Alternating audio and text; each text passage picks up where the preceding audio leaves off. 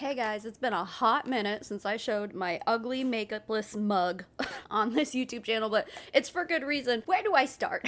We got a long one today. You're seeing the length of this video. It's gonna be long, but there's a lot to cover here. So also, it's been a long time since I covered Paparazzi on this channel. I think the last time I properly covered this company was when I covered their convention, not this past year, but the year before, so it's been a while, but I used to cover Paparazzi a whole lot. Oh, I'm obviously going to be doing my makeup while we're doing this, because that's how long all this is. I'm probably going to be filming for like 4 hours, so anyway, if you're someone who's been newer here in the past few years, let me just give you a brief rundown of what we're talking about here. And obviously all my OGs will know exactly who we're talking about and what we're talking about, but so basically Paparazzi is a multi-level marketing company. I prefer to use the term pyramid scheme when talking about Paparazzi, just in my opinion, because I think that their business model is very close to a pyramid scheme. They pretty much have a very similar model to what LuLaRoe had before they got sued into oblivion by the Washington State Attorney General. Obviously, you recruit a team to sell jewelry basically on Facebook Live, ugly jewelry, ugly $5 jewelry, $5 bling. That's kind of what their whole thing is. In layman's terms, if you are a consultant with Paparazzi and you recruit a team,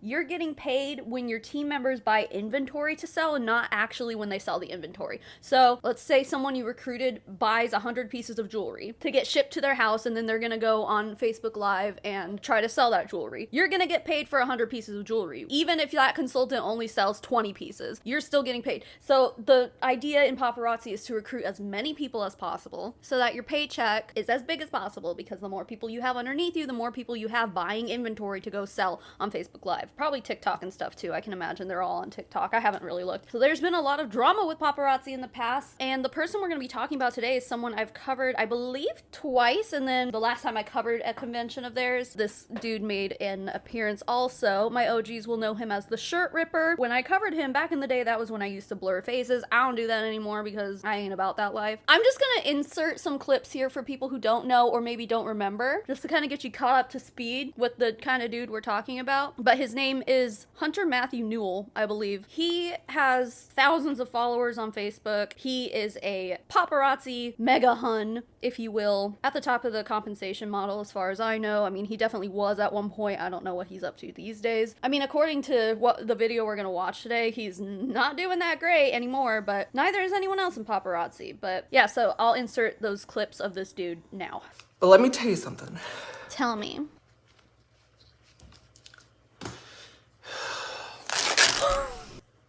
Here I am. Stop. What the fuck? Do you see me? Uh-huh.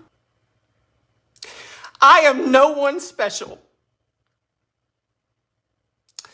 I am not special. There's nothing that makes me any greater than nobody else in this video, on this Facebook, nothing.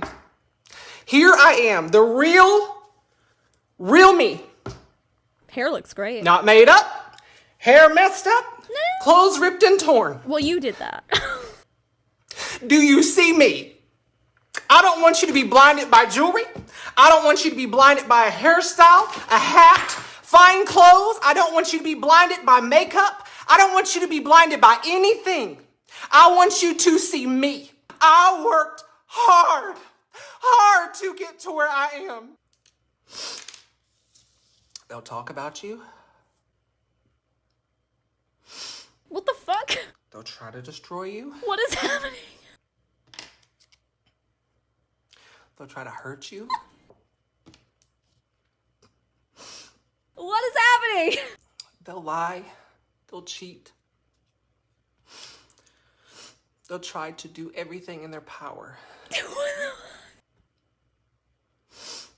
Everything in their power. What is that? Is that paint? But guess what? I might have bruises. I might have scars. My clothes might be torn. I mean, you did that. I might not be perfect. And sometimes it's okay to not always be perfect. We feel the pressure to be, but it's okay not to be. Did this guy just put on war paint? Like, what the fuck? I'm being very vulnerable, so just bear with me.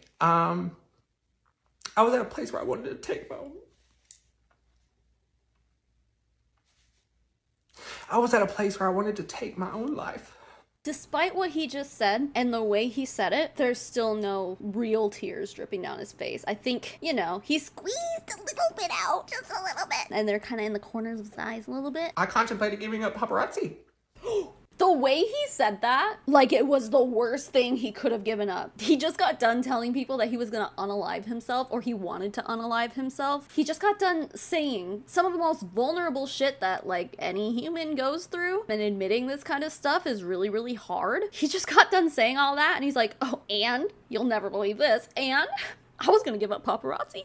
Just the way he said it, it just like, it almost sounds like he puts it above his life. He's like, yeah, I was gonna unalive myself, but quitting paparazzi? If you haven't seen those videos in full, I'll have them linked below. Someone is like sawing something outside of my house, so sorry about that. I'm already all over the place. I'm gonna take my ADHD meds now.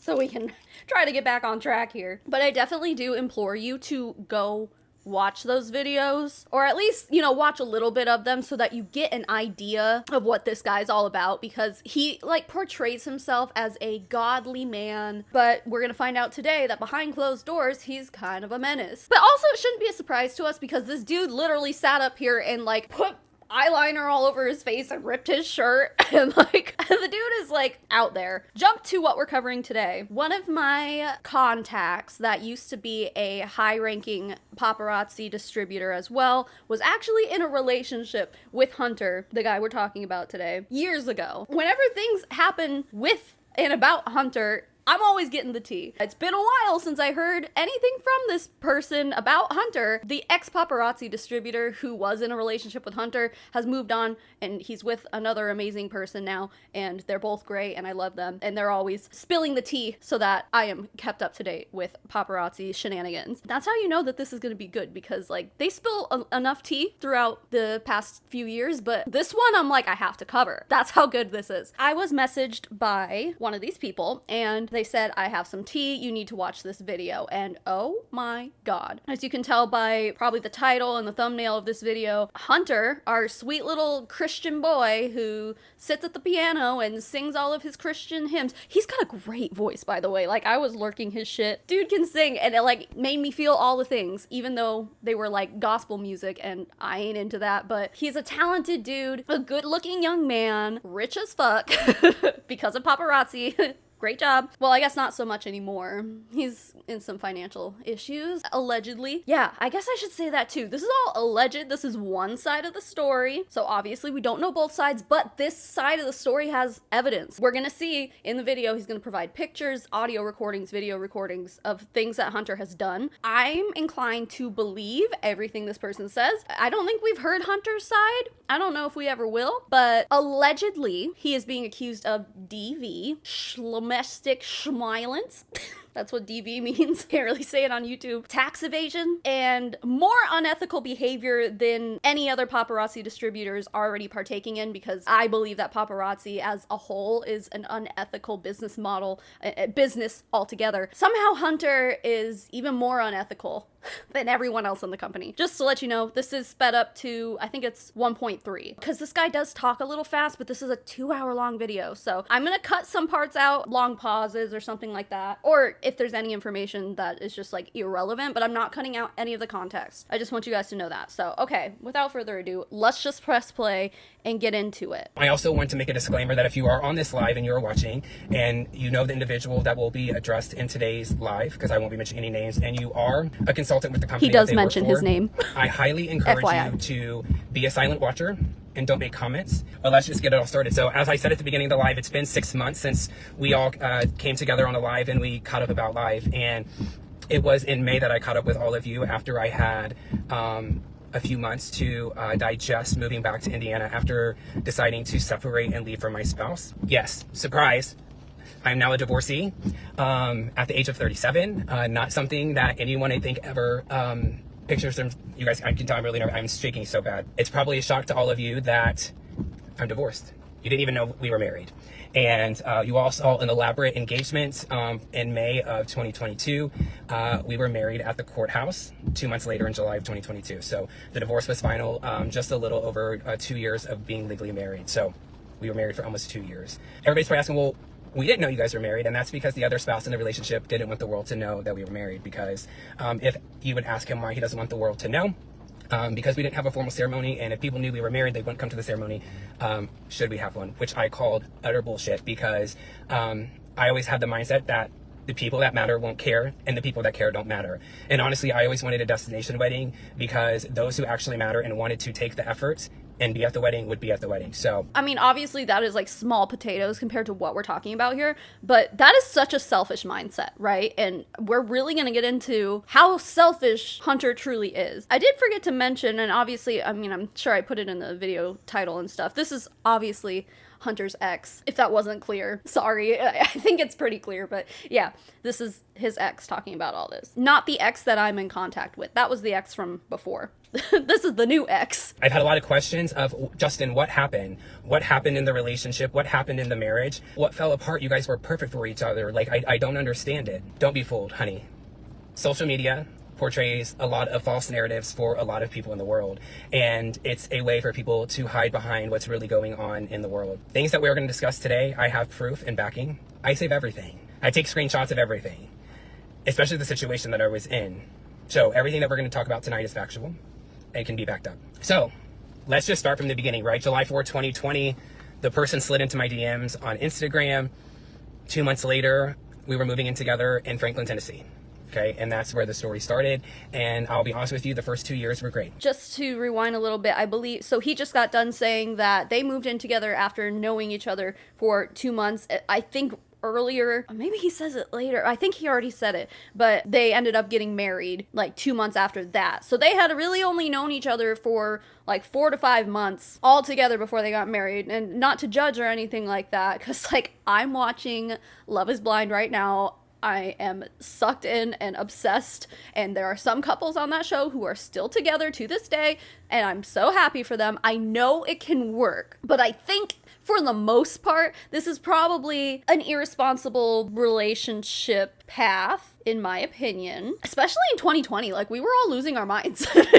Do we all forget where we were in 2020? Like, all of us were like so desperate for human connection. Yeah, I think this is just an example of, like, not to judge anyone's relationships or anything like that, but like, maybe don't marry someone that fast. This individual went through some challenges from his previous relationship. Now, I don't know the full details of that. I just know what was told to me and what was on social media. But I learned very quick that what was told to me probably wasn't 100% accurate, because I started to experience some of the things that were told to me that the other person was doing in the previous relationship. If you are in a relationship with a narcissist, it's very hard.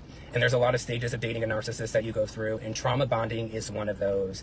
And the last year and a half, I went through a lot of trauma bonding, going through trauma that it just makes you feel like you're in denial and you grow closer to the person that you're in a relationship with. This kind of goes back to when I covered Kelsey Ray, because she was always being like, I used to date a narcissist, blah, blah, blah. And I remember getting a lot of comments on that video of people being like, you can't just run around calling everyone a narcissist. So obviously, I don't really believe that anything that Kelsey Ray says. But in this instance, and I don't know this guy either, this Justin guy, from what I see, looking at everything I know about Hunter, I absolutely believe that he's a narcissist. Now, obviously, I am in no place to diagnose anybody, but just from my outward observation, like, I can see it. I can 100% see it, but that's just my opinion. Now, this individual loved to make the world think that they lived this fairy tale perfect life. The first year that we were together at Christmas time, I think I probably got about $5,000 or $6,000 worth of gifts for Christmas. And that made me very uncomfortable. Actually, the showering of gifts and the lifestyle, etc., made me very uncomfortable. And I have several friends and family that will back me up when I say that from day one, I was always transparent that I personally, at the time that we met, could not financially meet where this person was at. I could not afford to live in big houses. I could not afford to drive luxury vehicles. I could not afford to lavishly gift gifts every time that an event, special occasion happened. In fact, when we met, I lived in downtown Indianapolis in a neighborhood that was being revitalized. in an old Victorian home with my twin brother that was made into a duplex, 2 townhomes, 3 bedroom, 2 bath. Is, modest home. I think we paid $1,500 a month in rent. We moved in there during COVID. And I later found out, post separation, that he highly, highly discussed my living situation and how he could just not do that with several of our friends. And, we got together and he wanted to move in together. I highly gave my interest that I did not want to move out of the state of Indiana because my friends and family were here. But he wasn't having that, and I never understood why, because he always told me that he was not close with his family. We looked at houses in Zionsville and Carmel, which are the some of the ritziest places here in the central Indiana area, and it just wasn't enough for him. He had found a house in Huntsville, Alabama that was over 5,000 square feet, $5,000 in rent a month. It was a beautiful home. And the lease was signed on that house and stuff was paid. They ended up selling the house from under it. Almost $60,000 was spent on furniture, etc. for that house. And then we found another house in Madison, Alabama. They also sold that house out from underneath us. So then that's when we moved to Franklin, Tennessee. So I find this interesting that, like, you're making so much money, Hunter, and you're renting? Well, even in 2020, I don't think the housing market was that crazy at that point. Like, it's pretty bad now. I find it so odd. Well, I don't know. Obviously, there are perks to renting over owning a home. Like, if you need to do repairs and stuff, generally the landlord handles that. But, like, if you're making enough money to, like, handle any minor repairs and you have like homeowners insurance for when big repairs happen, like it doesn't really seem like that would be a detractor, is that the word? I don't know, from owning a home. So the only other thing would be like when you're renting, it's easy for you to kind of pick up and move and go to a different place. Like you're more free to move around and stuff easier than if you had to, go through the whole selling your home, buying a new home process over and over again. But for someone like Hunter, unless he's just like so unable to be happy in one place for a long time, I'm like, why are you renting? If you're able to furnish a rental home for $60,000, why not just use that $60,000 as a down payment on a nice house? Like, I don't get it. I don't understand. But, well, actually, does tax evasion harm your credit score? Because maybe that's why. But then also, I mean, he probably has enough of a nest egg to be able to save up to just like outright buy a house, without having to have a mortgage. I don't know. It's just a red flag to me. Like, that's weird to me.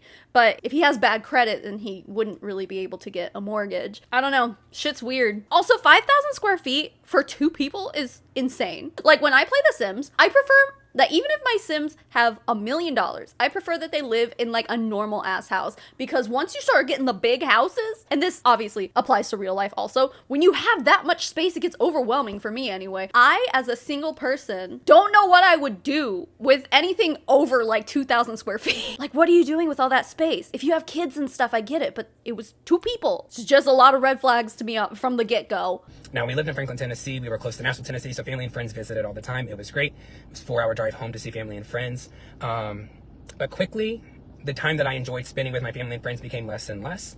And we had very different relationships with our friends. Being a narcissist, I don't know that he ever had a best friend relationship last over 3 years. Best friends were always flipping back and forth. And I firsthand saw how he treated one of his best friends that was very important in not only his life, but also my life. And he selfishly convinced me that even though that I knew he was wrong, he convinced me that they were wrong. And it was one of the first phone calls that I made when I knew I was leaving, because those people were very important in my life. And those people had done a lot, not only for him, but for us. We exited their lives at a very tough time of one of those individuals' lives. And that wasn't fair. And it's one of the biggest regrets that I'll live with. But I speak with them now, and they've been very supportive, and we talk on the regular. The time with my family and friends just got less and less and less because he was very jealous. And a lot of people brought that to my attention, and I always was like, no, that's not the case, that's the case. But as I look back, any times we would take trips with these friends and family, like he would cause issues, and if he wasn't the center of attention, it was an issue. And I'll get into things that have happened. He had a lot of outbursts on vacations. He was very disrespectful to my family in a lot of situations, and he just liked to be the center of attention. And if you weren't stroking his ego, there was hell to pay. Anyway, so the first 2 years was great. You know, my family pretty much adopted him, right, and made him feel like their family. My mom always viewed him as one of her own children, as if he was one of her sons. Several times he said that my mother treated him more as a mother than his mom ever has. You know, so there was just a lot of openness of my life that I brought him into and let things go. Now, I also didn't know the first 2 years when we were probably the best that we were. A couple of times, friends, while visiting our home in Franklin, Tennessee, pulled him aside without me present and told him he was being ridiculous, that he was being rude to me, and he needed to pretty much check himself because I didn't deserve the behavior. All along, I'm oblivious to this because I must have missed the emotional intelligence I was giving out from these situations. I later on also found out that I had friends visit one time and they cut their trip early and I never understood why. And they said it's because he made them feel uncomfortable in our home. He did not like the attention that was being given to others. Anytime my family was around or friends were around, I was always giving them more attention because I did not see them often. And anybody who knows me and who's ever been around me, like, my family is a freaking close-knit village, and we are just super close, and that time is important to me. I see you every day. We sleep in the same bed. I'm gonna give my friends and family more attention when they're around. It's just human nature. And then the housing crisis in the Nashville area went crazy. The people who owned the home in which we were leasing were moving from Chicago. They were retiring and they wanted to move into their home. So we had to cut our lease short 18 months into the lease, and we searched for 8 months and we just couldn't find a home. So I was in Puerto Rico on a work trip and there was a house available in Madison, Alabama. And I said, when I get land, I land at, it was like 3 p.m. or something. I don't know. But I'm like, let's just leave from the airport and drive to Madison, which was an hour and 15 minutes from where we live. So we drove 3.5 hours round trip. And I said, let's just go look at it. And that's where we ended up pretty much the last 2 years of our relationship. When that happened, things started to go downhill. And actually, I wouldn't even say that the move to Madison ruined things, although it did for me because friends and family visited less, because while we were only an hour longer down the road, it made a huge difference. And, you know, we knew no one in the area, and, you know, it's a lot less enticing to say, come and visit me in Huntsville, Alabama, than it is to come visit me in Nashville, Tennessee, but there's a lot more to do, etc. I'm going to give my perspective of why I think our relationship went downhill. Well, first, let me back up. Let me tell you what he will tell individuals of why our relationship ended. He will tell you that our relationship and marriage ended because I was the most selfish person he had ever met in his life, that I was a bad husband, and that I did not give him the time and attention from a husband that he deserves. And I will tell you, I have broad shoulders. My ego is not huge. The last 1.5 years of our marriage, well, more like a year, I was not the best husband. I did not give him the attention that he needed or probably deserved for many reasons that we'll get into later. He's told me, and he's told others, I'm one of the most selfish people he's ever met in his life. The most selfish person he's ever met in his life. Let's cover the selfless stuff that I did for this individual. Number one, I moved away from my home state and my family and friends for him after just knowing him for 2.5 months. At the time, I was willing to lose my job in the event that they would not let me move. Selfish of me, right? Secondly, we all know he was a high-ranking consultant in a company, and there was lots of events, trainings, conventions, etc. that he attended that, of course, he begged and pleaded for me to go with him. Man, that's real love. Y'all know I've covered the paparazzi conventions, and I've even said in those videos, like, this isn't how you do Vegas. This is not fun Vegas. This is like manufactured shitty Vegas. To be a spouse, and I don't think he said it yet, he kept a regular 9-to-5 job, so he had to give up some, personal vacation time to be able to go to these things. If you've ever watched anything from a paparazzi convention, the idea of having to give up like weeks of vacation to go to one of these things when you're not even a consultant, that's love. These conventions are stupid. They're wild and they're stupid. I was not self-employed, so I used my pay time off to attend all of those events, to support him, to support his team, and to support the people who I now call friends. Therefore, what does that mean? I used a lot of time off for that. Is that really what I wanted to use my time off for? Not really, because I love to vacation. I work in the vacation industry. That also is less time that I have time to take off to go visit friends and family. Selfish, right? Let's talk about all the nights that I cooked dinner after working all day while he sat around and did nothing all day, played with his plans, made blankets, did this and that. Played with his plans? Very rarely offered to cook dinner. I can count on less than one hand the amount of times he ever cooked dinner for me in 4 years. How often do you think he offered to help clean up the house, clean up the kitchen as well? after cooking, etc. Not very often. But then would complain when I was too tired to watch movies at night or stay up late at night. Now, as I stated, I am going to show some pictures and such that are going to be graphic. So if you have children and stuff around, I prefer that they not watch this. So much that one night that he felt like I wasn't giving him enough attention. And this was like, I don't know. I took these pictures on February 26th of 2023 at 11:30 at night. Because, you know, our phones tell us everything. I didn't want to sit up and watch a movie. I didn't want to do all that because, again, the 23rd is probably, I don't know, a Thursday or something.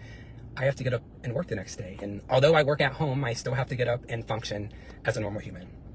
So he absolutely lost control that night and caused destruction in our home. Okay, so that's our living room. That's a coffee table. Glass stuff broken, candlesticks broken, stuff shouted off of the table. This was it in the dark after he exited the room, because he also then went behind our couch, because we had a couch in the shape of a U, and started throwing the bar stools at the bar. And I looked at him and said, if you don't stop, I'm going to call the cops. This is ridiculous. Okay.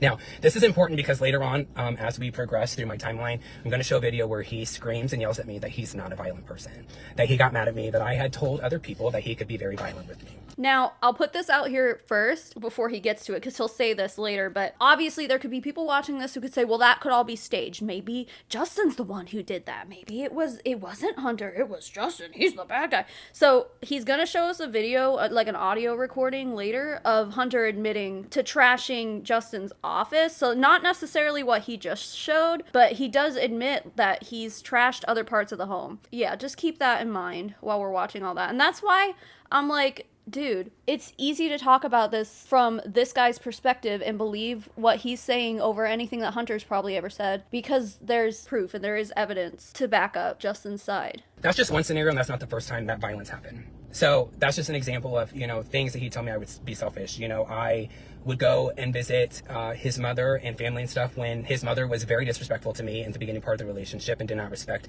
our relationship, etc. And I still went down to where he lived and stuff and supported him in those types of things. And actually, his mom can thank me for their closer relationship that they have nowadays, because I pushed him to work on the relationship with his mother, because I know what my relationship is like with my mother, and it's important for children to have relationships with their parents who are still living, because we do not know what tomorrow brings. The first time that I ever experienced violence with him was the weekend of my birthday in July of 2022. I had just gotten home from a business trip of working all week, and I really just wanted a relaxing weekend. And unbeknownst to me, he had guests coming to the house to help him do things.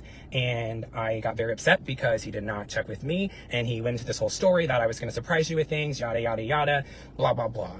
And we were yelling and screaming. We were scheduled to be married later that week because we were planning on it. And he was so heated. He had a 3-tier necklace on with a tube chain. He got so angry. Okay. The counter was like this, right? So the counter came to a corner like this, and he was standing on one side of the counter and I was standing on the other, raising his voice, yelling and screaming. And when that happens, I shut down because of childhood trauma. He rips the necklace off of his neck so hard that it comes back around and whippersnaps me on the rear end and places a huge welt on my body. Keep in mind, you're about to see a picture of my rear end. You won't see anything else, but I want you guys to see the welt that it left on my body. Okay, so here's the thing. This whole thing was pitched to me by the person who sent me this video. The pitch to me was, shirt ripper guy is accused of assaulting his ex with paparazzi jewelry. Actually, let me read word for word what he said. Oh, it was in a voice message. Okay, hang on. I'm gonna play the voice message that was sent to me describing this, and that's pretty much the only proof I have of this having been a piece of paparazzi jewelry that he assaulted this man with. Yeah, I'm gonna disguise the voice. People can easily find out who it was who sent me this, but yeah, I'm gonna use a voice corrector just to protect this individual. Shirt ripper dude, his ex now came out about essentially all the same stuff that Babe had already came out about, but now there's even more, like where he showed like a picture where he had actually hit him with a piece of paparazzi jewelry. He told me that this welt was caused by a piece of paparazzi jewelry, which is fucking wild. The idea that he could just rip off jewelry that is made by paparazzi makes sense, since that shit is cheap. I mean, they sell it for $5. Like, if that tells you anything about the quality of this jewelry. Justin here in the video doesn't explicitly say it was a piece of paparazzi jewelry. I think it's easy to assume that it was a piece of paparazzi jewelry, since this dude is a top seller with paparazzi. So we all know that allegedly paparazzi jewelry has been found to contain lead and other harmful chemicals, or not chemical, what would they be? Compounds or whatever, like cadmium, I think. What's the other one? I don't know. Bad metals. Metals that are bad for your health has been found to be contained in paparazzi jewelry time after time. Like, a lot of pieces have been found to contain harmful things. So that can't be good. Wow. So yeah, hopefully I'm not going to be blurring this image because I don't think it's that graphic, but I feel like it's something that you guys just need to see. Insane. Insane. Okay. That welt stayed with me for almost 2 months. Okay. 2 months. Not a violent person. Okay. So that was situation 1. So that was July of 2022. Me. It was a one-off, right? The other thing too that I was wondering is, like, was that through the clothes, or was he like walking around naked, you know? But like, if that welt happened through his clothes, like, holy shit, how hard did he whip that thing off, you know? It won't happen again, right? I never experienced this in a relationship. It'll be okay. Everything's going to be okay. Everything's going to be okay, right? So I thought, okay, we get married, we go to convention, we do all this, everything's great. We planned for the passport vacation in January the following year, the Dominican Republic, with a lot of our friends. And he had a very high rank in March of 2021 and was making very good money. That's why the elaborate, or was that 2022? I don't know. I can't keep that straight. But, you know, we had the elaborate engagement, etc., right? So he had to have that. Sorry, my hair is a little greasy. I haven't washed it in like 4 days, so don't judge me. If we knew we were going to get married, he had to have the elaborate engagement. So the fall was great, right? But then the commission check started to dwindle down very quickly. One of the reasons that I asked for separation is because there was financial irresponsibility going on. We never commingled finances. I've never done that, and I probably never will. And just for the record, in case anybody watching who wants to go back and report, I never once in 4 years asked the individual for 1 cent. Not one. Not 1 penny did I ever ask for. And you all, there was times, I kid you not, that I would have 25 cents in my bank account after all the bills that I paid. And I might have to make that last 3-4 days until the next paycheck. I'm going to turn my light down for a second. Once did I ever ask him for money. I was always honest with him. If he wanted to go out and eat, I would say, I cannot afford to go out and do that. Now, I am blessed that I am not in that situation today, but I've not always been in the situation that I'm in today. But I would always be honest, I cannot afford to do that. Should you want to do that, just keep in mind that you will have to cover the expense. As I was very honest with several things, if you want to live in these large homes, you will have to pay the rent and the bills. I was very upfront and honest with what I was comfortable providing in a relationship. Just because you can afford something doesn't mean you should. And I was always very clear, I do not want to afford this and that. But he had an image to live up to. Okay. So in the fall of 2022, the commission checks started to slow down. And I had a very serious conversation with him. What are we going to do? You're paying staff, you're paying somewhere to store your jewelry. I think it's time to start to consider the options to bring it all home. We were living in Alabama. Everything was in Florida. He always wanted my help with effective ways to run the business, etc., but he never wanted to listen. Yet he was out here pretending to be a leader, and I use the word pretending in all capital letters to be a leader, to tell people how to run their business effectively. Reason number 2 why I left the marriage. I found out last summer, in June of 2023, that he is also committing tax evasion and has not paid his taxes in almost 5 years. 5 years now, obviously. Here's the thing. When you are a 1099 contractor with a multi-level marketing company, they don't pay your taxes. You have to pay your taxes. And if you are at the top of the company making hundreds of thousands of dollars a year, I don't know how much Hunter was making, but if he hit a very large rank, then he was most likely making close to 7 figures, dude. Like, these people made a lot of money if you made it to the top of paparazzi. And if you're not paying taxes on that, 5 years of making 6 to 7 figures and not paying those taxes, Hunter most likely owes 7 figures in taxes. Like, if I had to guess. Holy shit. Now, that's just an assumption on my end. That is me taking what Justin here is saying with credibility, I believe. But he doesn't show proof of this. I don't know if you can prove if that someone isn't paying taxes. I don't know how to prove that. But this is all just alleged. But if this is true, Hunter is broke.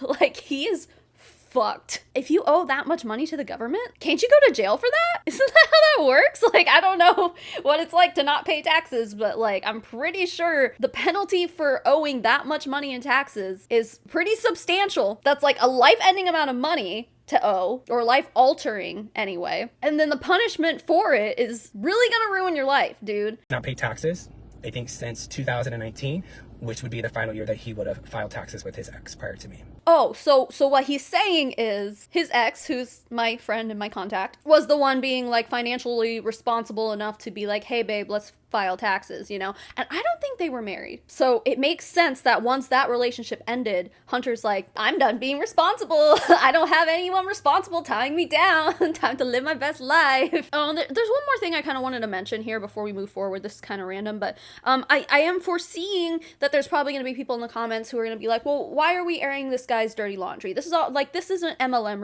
related. I mean, I do truly think that at this point, when you're talking about tax evasion of someone who's in an MLM, like not paying their taxes and allegedly harming somebody with a product that MLM sells. Ooh, time to take my other meds. I think it is relevant to the MLM industry. Now, obviously, there are some very personal things here. The other thing I have to reiterate here is that Justin posted this publicly on his Facebook. That's how I was able to see it. This is a public live that's been viewed thousands of times. So I'm just sharing it because I think this is an interesting wrap up to a story we've been covering on this specific YouTube channel for years now. So that's why I'm sharing it. Not to air someone's like dirty personal laundry and being like, oh, an MLM distributor, DV, like there's more to it than that. Obviously, you guys have been sitting here along with me this whole time, so I'm sure you see it by now. But I'm sure there are going to be people who are being like, why is this necessary to talk about this? It's like, I think there's a lot of reasons why it's necessary. You might ask now, Justin, why do you care about that? Why is that important to you? Keep in mind, we are now wed. The IRS does not care how they get their money or where the money comes from. Now, thankfully for me, I never changed my last name. Therefore, my CPA always allowed me to file single, not married and single. My ID was never changed, etc. Can you do that? Because you can do married filing single or married filing together. I didn't know that if you were married, you could still file as single. Hopefully what he's saying like adds up to him not being on the hook for Hunter's back taxes, alleged back taxes, you know? That is the only thing that saves me from being on the hook for the back taxes that he owes, especially the years in which we were married. Which also, if you are married and you ever consider getting a divorce, you might want to check up on your spouse to make sure they're paying their taxes. Just because they're going to the CPA or wherever to get their taxes done, if they're telling you they're going to go back and file, you better make sure that they're filing. Shame on me. Because just because they're going with you to get their taxes done doesn't mean that they're filed. So, if you go to get divorced and you all file taxes together, or married and single, you're still attached to them, you could be on the hook. You could be on the hook and not get divorced. When I was speaking with my legal counsel for the divorce, one of the first things they asked me, knowing that he owned a business, etc., are everybody's taxes paid up to date? It's the number one thing that stops people from being divorced. There's that, reason number two. So we'll get back to that because that's an important piece later on in the story. Anyway, so it just so happened that the facility in which the jewelry was being stored at was bought out. Therefore, the jewelry had to come back to Alabama anyways. And then at that time, he made the decision to go ahead and do everything. So we did that in January of 2023 after we got back from the Dominican Republic. That's another thing that, I mean, it's not really important to the story, but an important part when we're talking about paparazzi. He's sitting here saying that they had a separate storage unit for the paparazzi inventory that Hunter had. Obviously, if you've ever watched anything paparazzi related, a lot of people have like an entire room dedicated to holding all their paparazzi inventory. It's been so long, I don't remember off the top of my head what it is, but if you're a paparazzi distributor or paparazzi leader, let's say, like an elite at the top of the pyramid scheme, I mean business organization, pyramid scheme is my opinion. If you want to receive downline commissions, so if you want to make money off of the people you have recruited and, you know, get paid for all the inventory they're buying, you also have to buy inventory every month. Whether you sell it or not, you just have to. I think they pay $2.75 per piece of jewelry,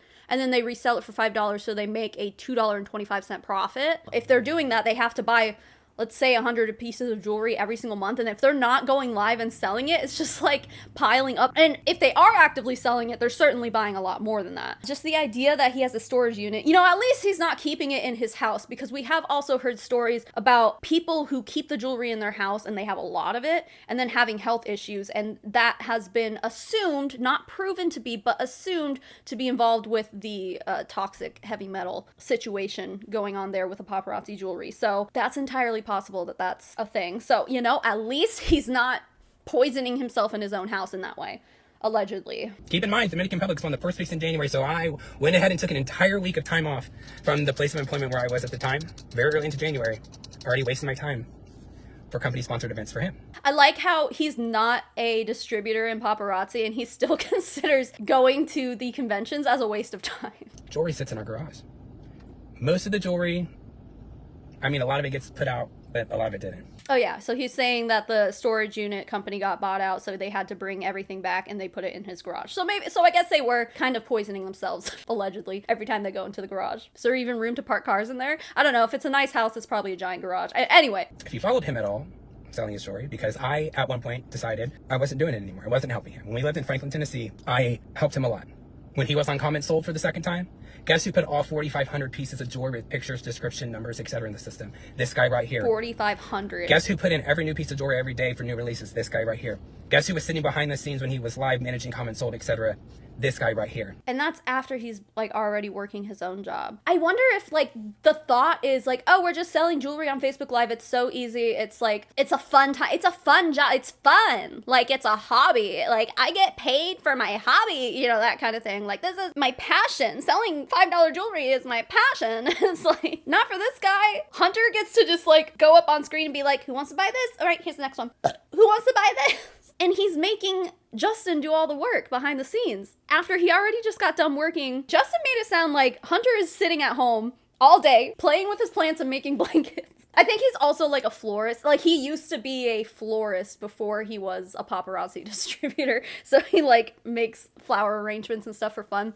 I mean, valid, you know, that's a cool hobby, I guess. So Justin goes to work, Hunter plays with plants, and then Justin comes back from work and then does all the actual work behind the scenes while Hunter just gets to sit up there and show jewelry to people for a few hours. Instead of playing with plants and making blankets, Hunter, why couldn't you be the one to take pictures of all the jewelry and put them all on Comment Sold? That's what it's called, right? That's a system, if you didn't know, Comment Sold is the system where, like, if you see any of these MLM distributors, paparazzi distributors, you don't have to be an MLM distributor to use Comment Sold, but if you do live streams where you're like, okay, I'm selling this, so comment 1 to buy this, and then they'll comment it on Facebook or whatever, and then they get sent. It makes a cart for them or something like that. It just like makes it easy so they can shop while they're also watching a Facebook Live. And then I think at the end of it, it like sends a message to that person with their cart, and then they can go through and place their order or whatever. Like, I think that's how it works, but that's what Comment Sold is. Basically, all the paparazzi distributors use it. Anyone who has an online business in that way, they use Comment Sold for that. But I'm selfish, right?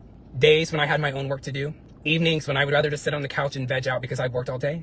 Because let me tell you something, being a white collar worker can be just as hard as being a blue collar worker. It's 2 different levels of exhaustion. Hard agree. Okay.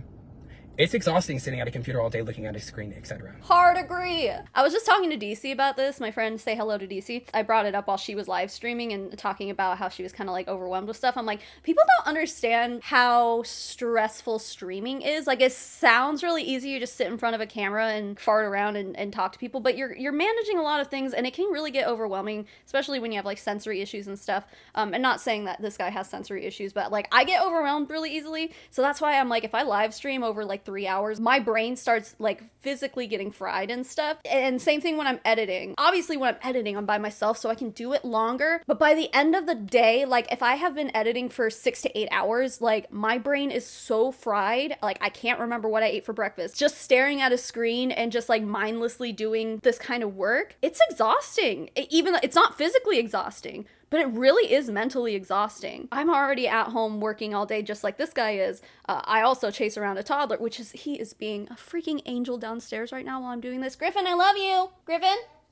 Oh, sweet boy. See, he's so great. I'm lucky. Okay. I think people don't understand, like, oh, you just sit in a chair and look at a screen all day. It's hard. And so this guy does that and then is done working and then has to do it more. He doesn't get to do the fun stuff. Selfless is what I would call this man. I don't know him, obviously, but from what he's telling me, like, he seems like a good dude, you know? And I think we all know, as far as what we know about Hunter, he's not, in my opinion. I was still expected to crawl up those stairs in our Tennessee home and help him. No ifs, ands, or buts about it. Let's continue. And so February comes, we don't go live very much. March comes around, we go live even less. And as the months progressed, it gets worse and worse to where you just don't see him. If you were to ask him why that happened, he will tell you because of me. I was the reason that he was depressed and he just could not hit the like button. That I wasn't giving him enough love and attention. I was traveling too much for work. When I was home, I was too tired. I didn't want to do this and do that. So I was not allowed to have my own career and job. I absolutely love what I do. I love it. And I have for almost 20 years. I left my previous company after 17 years and I've been with my new company for almost 2 years. I love what I do. I'm very career driven. Very career driven. But it was my fault that he was depressed, etc. But I put on a smiling face and I supported him and everything around him, his business and all. For all of you that are on his team that are watching, I never viewed individuals as a paycheck. I hope that all of you, when interacting with me, truly felt that I valued you as a human and that I would try so hard to bring normal conversations into our conversations at trainings, conventions, etc. I didn't want our conversations to always be about work. We are human and we need to interact as humans. And you can't be successful in the world if you don't treat people the way you want it to be treated. This is a message for all of you. I love each and every one of you. I still support all of you. And from time to time I message you, I share your videos, etc. I have no negative feelings about the company he works for or anything like that. And a lot of the elite leaders in that organization truly work their businesses. They go live all the time. They sell astronomical amounts of jewelry, which is just phenomenal. And there's a lot of people in that organization that are doing great things that I still have amazing friendships with. And I'm so thankful for that. There is so much positivity that has come out of this relationship and the negativity that I'm so thankful for. Some of my most cherished friendships and relationships are because I met him. And I'm thankful for that. I'm thankful for the journey that I went through. His world started to crumble very quickly once we brought the jewelry home to Alabama.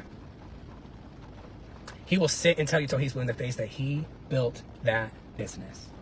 Honey, he did nothing but ride the backs of every single person that ever worked for him, was on his team, etc. to this day. This is something that I know Hunter's ex has told me when he was with Hunter also. Basically that he was doing all the work and Hunter just kind of sat there and looked pretty. Like, I don't remember if they were both distributors or if Hunter was the distributor and the ex was just helping him. I'm not really sure, but I know that after they broke up, he was no longer a Paparazzi distributor, and then that's how I got in contact with him because he was speaking out against it alongside, you know, Tracy Reed and Caroline Reed and others. So yeah, I do know that he had a bad experience as far as that goes too, a very similar experience to what Justin is describing here. So yeah, again, for Hunter to sit here and say, oh, I built this business. The other thing is too, is that Hunter is unique in the way that he is a man in a high majority female company. There are not very many male paparazzi distributors. Now, obviously, you know, Hunter's very effeminate, which is also interesting because so much of paparazzi is surrounded around like spirituality and God. They're always talking about God and Christianity and stuff. Like all of them are. It's really, really wild.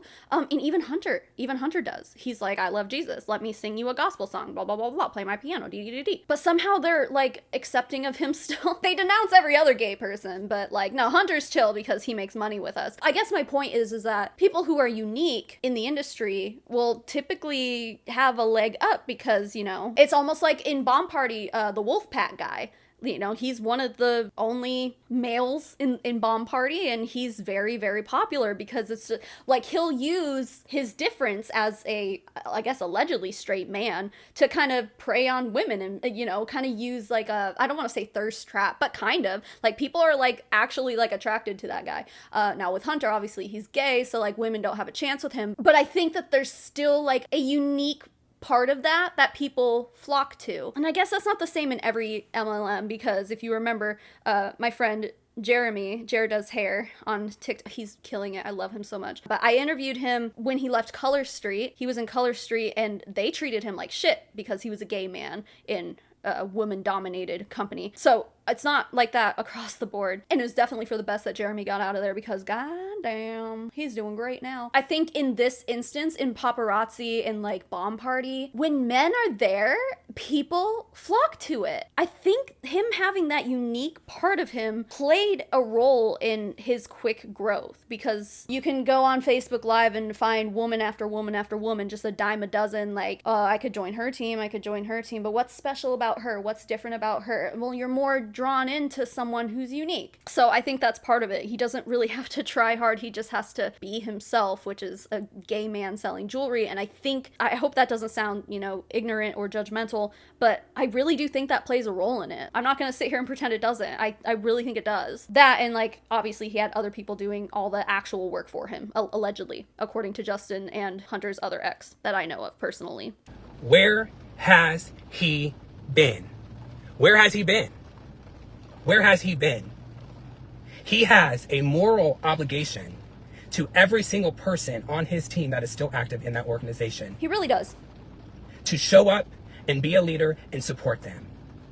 If you are going to sit there and collect a commission check off of the backs of these people that probably a lot of them struggle to keep food on the plate, but they do this so they can't, or keep food on the table, but they do this so they can have extra money in their life and support their family, chasing the American dream, you have a moral obligation to show up. But for almost 2 years, where's he been? Taking a break in time for him while he gets several $1,000s a month just by buying the lowest amount of jewelry he possibly can.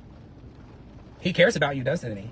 No, I think with Hunter, he cares about theatrics and putting on a show, and that goes back to him ripping his shirt and drawing all over his face. When Justin said earlier that he likes to be the center of attention, I absolutely see that. 100%. He wants to just have attention, in my opinion. That's what I see. I think Justin is 100% correct. He obviously knows Hunter a lot better than I do. But yeah, because normal people don't act like that. So like that video of him ripping his shirt, from what I remember, like I don't have the raw video anymore. I don't even remember like how I got it. I think it must have just been sent to me. That was in a private group, like his private paparazzi group, where I think he was training his team. If that's your training, he's sitting up here and being like, I don't even remember what he was like complaining about. Just like materialistic bullshit. He was like, I don't want to do this anymore. Me. I'm sick of this. Rip my shirt.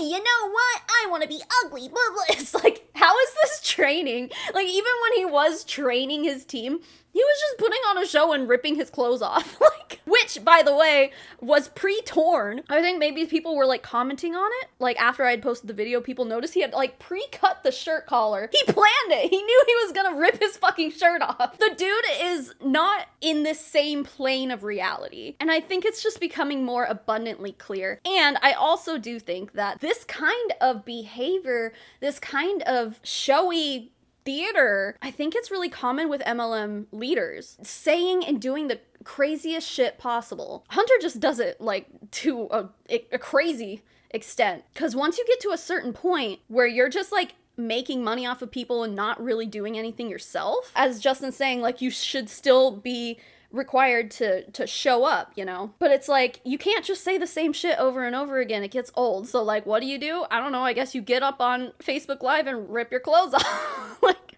or you look at how Jessie Lee Ward, she did trainings in a bathtub, fully clothed in a hoodie with like the bubbles going, like a bubble bath, doing a training. Like these people have to constantly one up themselves, I guess, and get crazier and crazier. Just like the other paparazzi distributor, if you guys remember, the girl who was all like, oh my god, I don't even remember what she said, but she's just like evil. All of you haters, I hope you get pushed down the stairs and knock all your teeth out, or something like that. Like she was like having like a really like normal ass conversation with her team, and then all of a sudden she's like, oh, and by the way, like she like 0 to 60, like, I'm just so sad and I just love this company, and by the way, all you haters, I hope you fall down the stairs and break your ugly faces. Like, it was a long time coming, And Rory and I made the decision together, so I submitted my email today. I'm still active in the back office right now. Just don't let anybody get this twisted. This was me. And those bitches on Tea Time will never fucking get me. I hate them. I hope they fall down a flight of stairs and bust out their front teeth. I don't wish them dead because that's not Christian-like. But if, like, their faces got rearranged, I wouldn't bat an eye. These people aren't well. Like, I honestly do think that the mindset that MLMs put people in, and probably especially even more today, since the industry is kind of really going downhill and failing in an extreme way, I think it is causing like actual mental health issues in people. Even when MLMs were on the rise, I think just that mindset does damage to someone's like psyche, you know? Anyway, I'll stop blabbing. There's more. Every weekday, I would ask, when are you going live again? When are you going to work with your team? It doesn't take that much. Give your team 10 hours a week. Go live 10 hours a week. It's not that hard.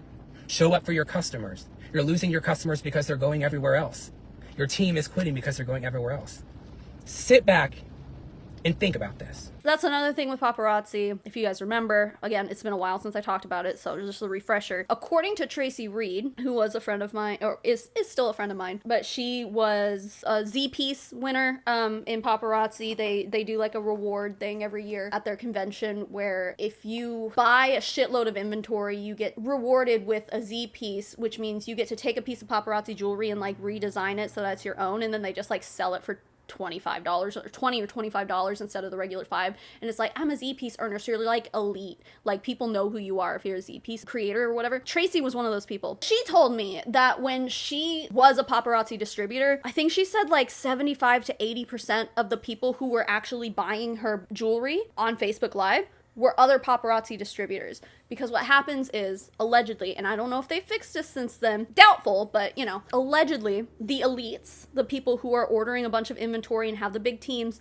get access to purchase certain pieces of inventory before everyone else, which means they get all the good shit. Then they open up inventory purchasing to the rest of the consultants and they're kind of left there to pick up the scraps, you know? So then what they do to freshen up their inventory is they go to the leaders and buy their shit to put in their shop. They're still buying it for $5 each. They're buying and then reselling for $5. They're not making any money. As a matter of fact, they're losing money if they do that because they have to pay for shipping. Probably more expensive shipping than if they were to buy straight from Paparazzi. But they do this because they're like, well, if I have fresh inventory, people will buy that inventory, but then they'll also stick around and maybe buy some more of the inventory I already have. And then I'll make a profit that way. Like, that's the idea. So what Justin is saying here is like, Hunter wasn't going live. He was losing his team and customers. The thing is that according to Tracy, most of the customers in these Paparazzi lives who are buying that jewelry are other Paparazzi consultants trying to freshen up their inventory. That's what Tracy told me. And I'm pretty sure she said that in the interview I did with her. I'll have that link down below as well. Really eye-opening interview about her time in this company, and it is wild. She's $200,000, well, at the time, was $200,000 in debt thanks to that company, just buying up all the inventory she could. Yeah, this company has really harmed a lot of people in a lot of different ways. It makes sense that what he's saying is like, oh, the team is leaving and like going to other leaders. If he's not going live and selling his jewelry, they need to go buy the fresh and new jewelry from another distributor, you know? So that makes sense. How many people did he recruit post his previous ex to me? He ranked the way he did during the pandemic because the business just took off naturally during the pandemic because people were at home and they were buying stuff like crazy. Every MLM did. How many people did he recruit in the last 4 years? I can tell you it's not many. He couldn't even recruit 12 a year to go on the Elite Summit. That's all it takes to go to the Elite Summit? 12 people a year? One person per month? I mean, listen, that's hard to do in any MLM. They try to make recruiting sound like it's super easy. It's not. Once you realize that recruiting essentially means lying to people, bending the truth, saying the business is one thing when it's something totally different, most people will get to that point and be like, ooh, this is icky, I don't want to do that, and then they just don't do MLM anymore. The people who can put that in the back of their mind and be like, oh, well, I don't care. It's gonna make me money, so I'll do it anyway, even though it makes me feel icky. Even those people have a hard time recruiting a bunch of people. What Justin is making it sound like is after he left his last relationship with my contact that was his ex previously, that he couldn't recruit people anymore. So that just makes it sound like it was never really Hunter doing the recruiting. It was his exes, you know? People are doing it for him. Hunter would not be at the top of the paparazzi business model if he didn't have a big team beneath him. He just gives off the vibes of being a privileged little rich boy who has never been told no in his life. And he is charismatic and he is handsome, and you know, so I think he has that kind of sway over people to want to work with him and want to help him and want to be part of what he's doing. Like, that makes sense to me for sure. So I think this is just more verification of that. And I think that's the truth for a lot of people who make it high up in multi-level marketing companies. They have people who are willing to go along with whatever it is they're doing because of charisma or other things that they can offer to people, you know? Wasn't many. But he recruited that big old team, didn't he? People would message me and I would tell him, hey, they want to join your team. They want to join your team. They want to talk to you. Have you talked to this person? No. I wasn't the consultant. Right. But I knew what was paying our rent. I knew what was putting gifts under the tree at Christmas time. I knew. And morally, I struggled with that. Which is another reason why I left. I could not continue to live in a dwelling that was paid for off of the backs of others that he was not working with. Thank you. It is okay to take time for you. Not 2 years. But honey, 2 years Right. is not okay. When people are depending on you, 2 years is not okay. Period. I agree. His business crumbled because he had nobody to do everything for him. He could not just hit the live anymore, and he blamed it all on me. You don't love me like you should as a husband. You don't give me enough time. You never want to do anything when we're home, yada, yada. Right. You're right. I was miserable. I didn't have my family and friends. I did not like the person I was married to. And I denied it for almost a year. But again, paparazzi is not Justin's job. It's Hunter's job. It's Hunter's responsibility to go live and sell the things and do the trainings and stuff. That is Hunter's job. It's his literal job. It's not Justin's job. But yeah, you're going to sit here and blame Justin for you not doing your job. Make it make sense. And it made me hateful towards him and everything. But guess what? No matter how much I struggled and no matter how much I dealt with, I had to get up every single day and put on my happy face and do my job every single day. As I said, the jewelry came home in January 2023. The pictures of the destroyed living room that I showed you happened in February because he started his decline. For months, I tried. For months, I tried to motivate him and get him to do things. Others tried to motivate him and get him to do things. He continued to try to isolate me from my friends and family. That same month of which he destroyed our living room that I showed you, I was on a vacation with my family and we were in Orlando, Florida. Mind you, on a free vacation for the place that I used to work for. I worked while I was there because I was using so much time off to do other things. If we were in Orlando, our corporate office was there, I was working, I was visiting clients, etc. So I would come home late afternoon, early evening. One day, I left work early and went to the pool. There had been adult beverages consumed all day and I could tell he was lit. And we were playing a card game and, you know, we had a couple of disagreements and he started to go off. And I looked at him and said, you can either calm down. And now, granted, my cousin's girlfriend, my mom, and my aunt were also at the table with us, out in public at a pool. And he started to get loud. And I said, I'm not doing this. You can calm down or I'm going back to the room. And he continued. And I got my stuff and I got up and I started to head to the room. My mom came chasing after me and I said, I'm not doing it. She went back to the table and sat down. And he slammed his hands down on the table and said, are we just going to ignore the elephant in the room? And my mom said, what is that? And she said, the look he gave her, it scared her. And he stood up and we were at a pool table made of cast iron, or like the wrought iron tables and chairs that a lot of resort pools have. And he stood up so hard that it flipped his chair back. And he stood up and shoved the table. And it hit my mother. Hell no. Now I'm gonna tell you, if my Uncle Tony was still there, he probably would have left, not in the same shape that he went. I mean, that would be assault, right? Someone should have done something. Like, if you're at a resort, there's probably security or something. Who saw this and said, that's fine? He obviously was making a scene, you know? That same day, he got mad. He wanted a divorce, like he would say all the time. He wanted to go home. So I found him walking back from the shuttle and he got in the car and he was yelling and screaming at me. I had sunglasses on. At one point, he looked over and flung his hand and it knocked the sunglasses off of my head, so on and so forth. Such a narcissistic person that we got back to the condo and, you know, we talked it out or whatever. And my family came back and he said, you need to go out and apologize to your family. You. So I go out and my aunt and uncle are up there and I apologize. And my aunt Tina said, I'm confused. What are you apologizing for? You didn't do anything.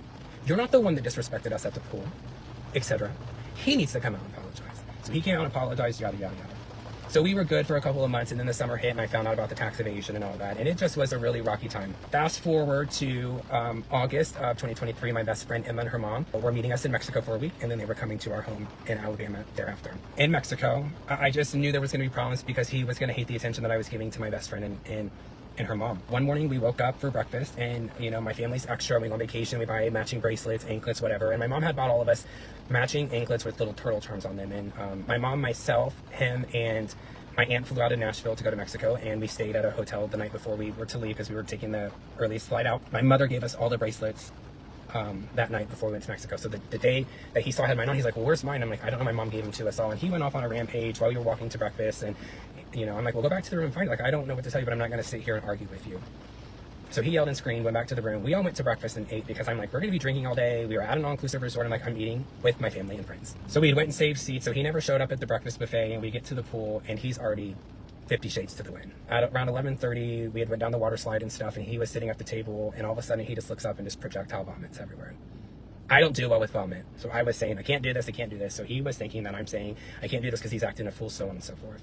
Emma's mother graciously helps get the vomiting under control and hidden, etc.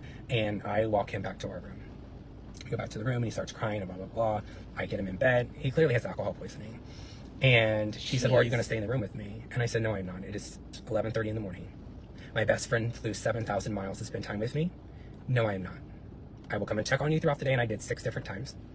He never moved once out of the bed. But I said, I'm not. I'm going to spend time with my friends and family. That is what I'm here for. That is what I paid money for us, because I paid for that whole trip. We're to the point to where we're not hardly making any money. Not going live, and the commission checks are really, really low. So the day goes on, I come back and start getting ready for dinner. He starts off, my mom comes to the room, and she goes, let me go talk to him. And I'm like, no, I got it under control. They were going to my favorite restaurant on property that night, and you had to have a ticket for the reservation, etc. And I'm like, I can't go. My hair was all a mess. It was half done. I'm like, it's okay. So I missed dinner on one of the last nights with my friends and family, while we sat in the room and fought, and him telling me that he wanted a divorce, etc. How embarrassing. Yeah.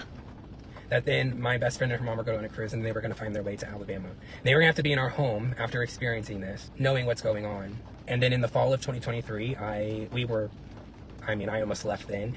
And I said, I am miserable here. I know nobody here. I hate leaving the home. I hate waking up here. I want to go back to Indiana with my friends and family. Dragged his feet. So Christmas time came around. I bought things he wanted I shouldn't have, so on and so forth. And then we get to January. Christmas is done, etc.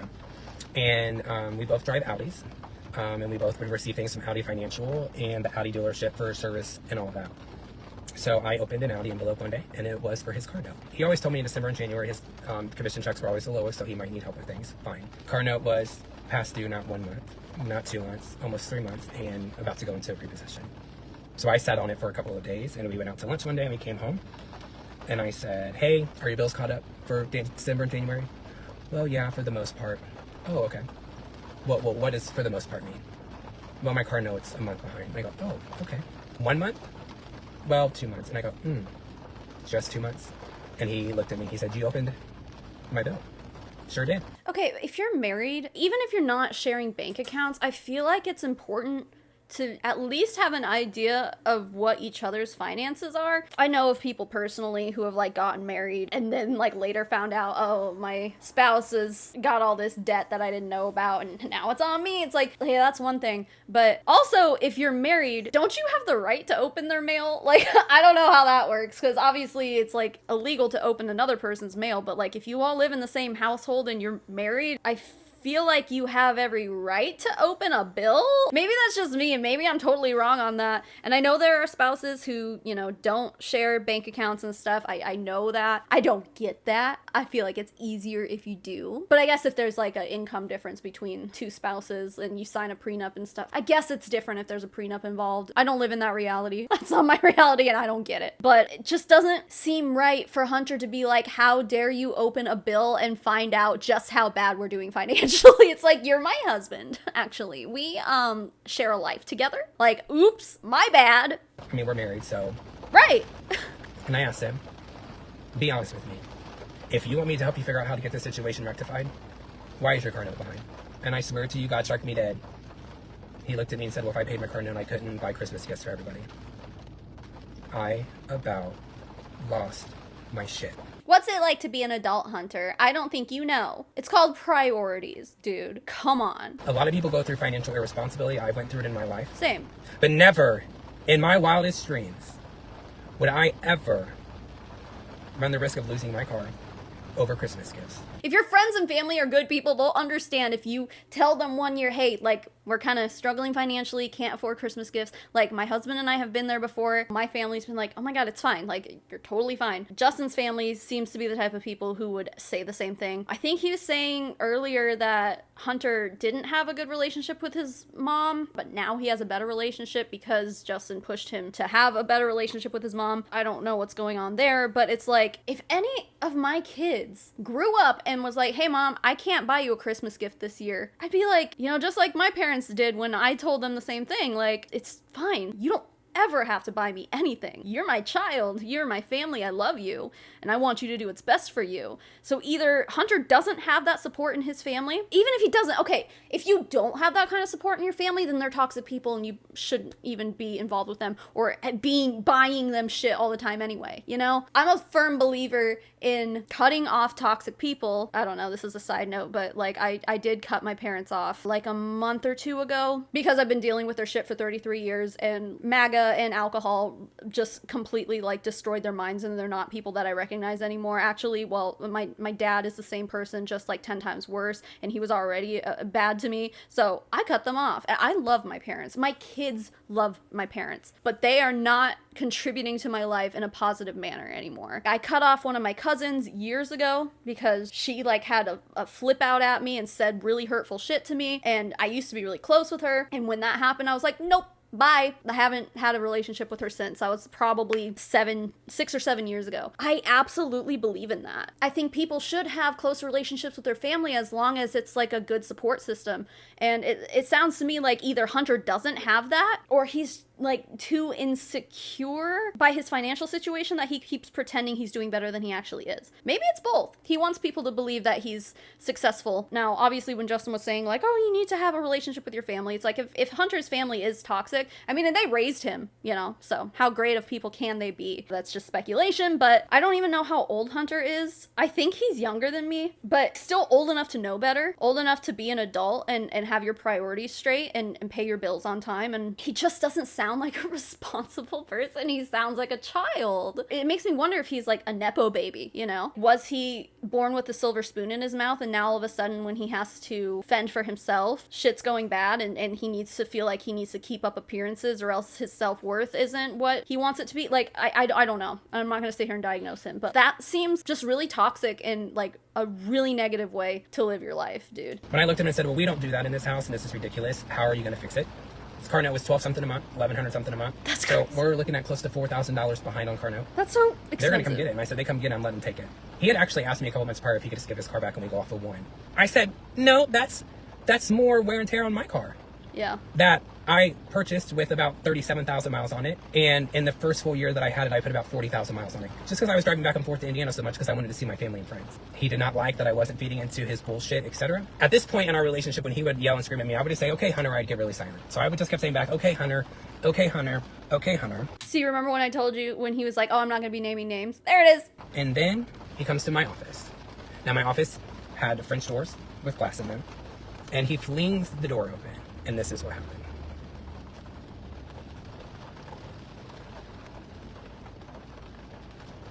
Again, a rental house. They don't own this So that's house. part one. There's the rest of it. I was sitting at this desk while this happened. He's just like throwing chairs around and shit. Like, that's so mentally unstable. Even when he was doing well in Paparazzi, I do wonder if he was still like that. Or if this is just like an acceleration of what he had experienced. That's wild. And this is obviously the second instance that Justin has shown us evidence for. And he did say the first time that that wasn't the first time. So it's like, he's just doing this all the time. I understand, like, I've had times where, like, one time I was just, like, really, like, mentally not there. And I told my husband, I need to break something. He said, okay. go ahead, like, just do it outside. I said, okay. I grabbed a glass plate from our cupboard and just smashed it on our driveway because it made me feel better. I had so much pent up, like, anger and energy. I don't even remember what I was mad about. That's the only time I can think of where I felt the need to break something, and I did it as responsibly as I knew how to. If you're doing it over and over again with zero regard for the people around you, yikes. Yikes. Anybody watching can be like, well, Justin, you can stage any of this. Well, it's going to get better because I have a video of him admitting that he destructed my office. That was my breaking point. That's when I decided I had to make my exit. No, fortunately, I was not hurt because I backed up, but I was scared for my life, and I again told him, you either stop or I'm calling the police. I feel like he should have called the police anyway, right? If this is happening over and over again, like, you need to get this documented. Things vary by state, I guess, but maybe it's possible that, like, they would have, like, just straight up arrested Hunter for DV and been, like, charged by the state or something, but, like, that seems like it's necessary for him at this point, if this is like a reoccurring thing. I get not wanting to throw your spouse in jail and you know, get them in trouble and stuff, but when they're doing this shit, leaving welts on your body by their destruction, like, obviously I doubt that he, you know, ripped that necklace off and started hitting him with it. Justin made it sound like he ripped it off and it flung so hard that it hit him and left a welt, like, on accident. I don't think he meant for him to get hurt, but, like, when you are behaving this way, you are going to hurt people. Like, someone is going to get hurt. The destruction is not just on property. It can extend to the people around you. He should have called the police. He really should have, and, like, gotten this shit documented. I mean, at the same time, I guess I understand why you wouldn't. Especially when Justin says that there was trauma bonding going on, so he was bonded to Hunter through the trauma that he was putting him through. That could be another reason too. But man, I really wish he would have at least filed a police report or something. And I started to push even harder because he dragged his feet to talk to the landlord about changing our lease, because we signed a 3-year lease. Well, he signed a 3-year lease because Mama didn't raise no fool. I wasn't putting anyone in the house with him. We were only about a year and a half through the lease. Dragged his feet, dragged his feet, dragged his feet, dragged his feet, dragged his feet, dragged his feet, dragged his feet. So I said, either you call the landlord or I'm going to. Finally got the courage, and to this day I still have PTSD going through the Detroit airport for this very reason. I was on a work trip. I flew out in the afternoon, and my layover was in Detroit because I fly Delta. I said, bring the landlord on the phone. Like, call her, schedule, like, let's talk to her. She always told us when we first signed the 3-year lease, if life changes, because that's a long lease, just talk to us and, you know, we'll work a way for you guys to get out without paying an astronomical fee. Cool. She told us to call her and talk to her. So we get on the phone. I'm like, you can do the talking. He was so worried about telling her that we were separated and what was going on and so on and so forth. That's a cool landlord. Mind you, I had a 37-minute layover in Detroit. They put the plane down that I was on from Indianapolis to Detroit on one end of the A terminal, and I had to go all the way down to the other end of the A terminal, and I was starving and I hadn't eaten. I could tell you what gate I passed. I could tell you what I was wearing, what bags I had with me, everything. The PTSD from all this is real. We get on the phone. He starts to talk. He starts bawling like a baby. And I said, Hunter, mute your phone. I got it from here. And at this point, I'm shaking and furious. And at this point, it's everything I can do to keep my composure to not be a complete and utter dick. Because when I get pissed off and mad, oh, I can be a real asshole. I'm not afraid to admit it. So I'm talking to her and I'm being kind and professional. And I just said, hey, listen, he's not making as much money as he was. I luckily got a new job with a substantial salary increase. You know, there's a lot of mental health going on. I'm traveling more. He's at home by himself. So we're deciding to move to Indiana. Because at this point, I still had him convinced so I could work through everything that he was going to go to Indiana with me. I just needed a break. We talked through it. He started saying more stuff and she was like, listen, it's okay. Life happens. I don't need to know anymore. Life happens. Okay? And she said, well, you know, when are you expecting the lease to be done, so on and so forth? And I said, respectfully for you, you know, we signed the lease to start in June of 2022. So I said, we will respectively continue the lease through the end of May of 2024 to give you 2 full years of the lease. And this was in February. And I'm like, this will give you, you know, plenty of time to get a new tenant in the home should you want to replace the tenant or should you want to sell it. We talked through all that. She agreed. I said, I'm done with this conversation. I've accomplished everything that needs to be accomplished. You guys can take it from here. Since your name was on the lease, not mine. Like, it wasn't even Justin's responsibility to do any of this, and Hunter can't even do that. It's like he's probably one of those people who can't even call a doctor's office and make an appointment, you know? No judging, because I mean, I'm sure there are people with legitimate reasons why they're afraid to do that, like neurodivergency and stuff like that. I get it. But with Hunter, it just seems like he's just not an adult. Like, he's just a child, a grown-ass toddler who has everyone else doing everything for him, including figuring out the living situation. Like, come on. When I went to Indiana, I took the bare essentials that I needed. And I looked at him when I left the house and I said, I'm just going to tell you one thing. I'm going to leave my stuff here for now. But if anything happens to my stuff, it's not me you have to worry about. It's my village that'll beat me down here. Trust me. I didn't take my stuff at the time. And once that happened, some time had passed and I did visit twice in March to Alabama. He really thought that I was going to visit during his birthday. I was on a work trip and it just wasn't possible. And it was a trip that happened to go over the weekend in Cabo, Mexico. I just was not going to get back to the East Coast in time. Flipped out on me. I have the text messages and the screenshots. There was also friends at the house because I did have gifts for him that I left in the house. And I don't even know what they did, but he acted out so horribly to them, cussing and screaming, etc. I don't know how their husbands didn't go off on him. Because here's my mindset. Even if your friends do something that you don't like or disagree with, there's a wrong way and a wrong and a right way to address it. And he never knew how to address things without being irrational. I've seen it firsthand with multiple friends.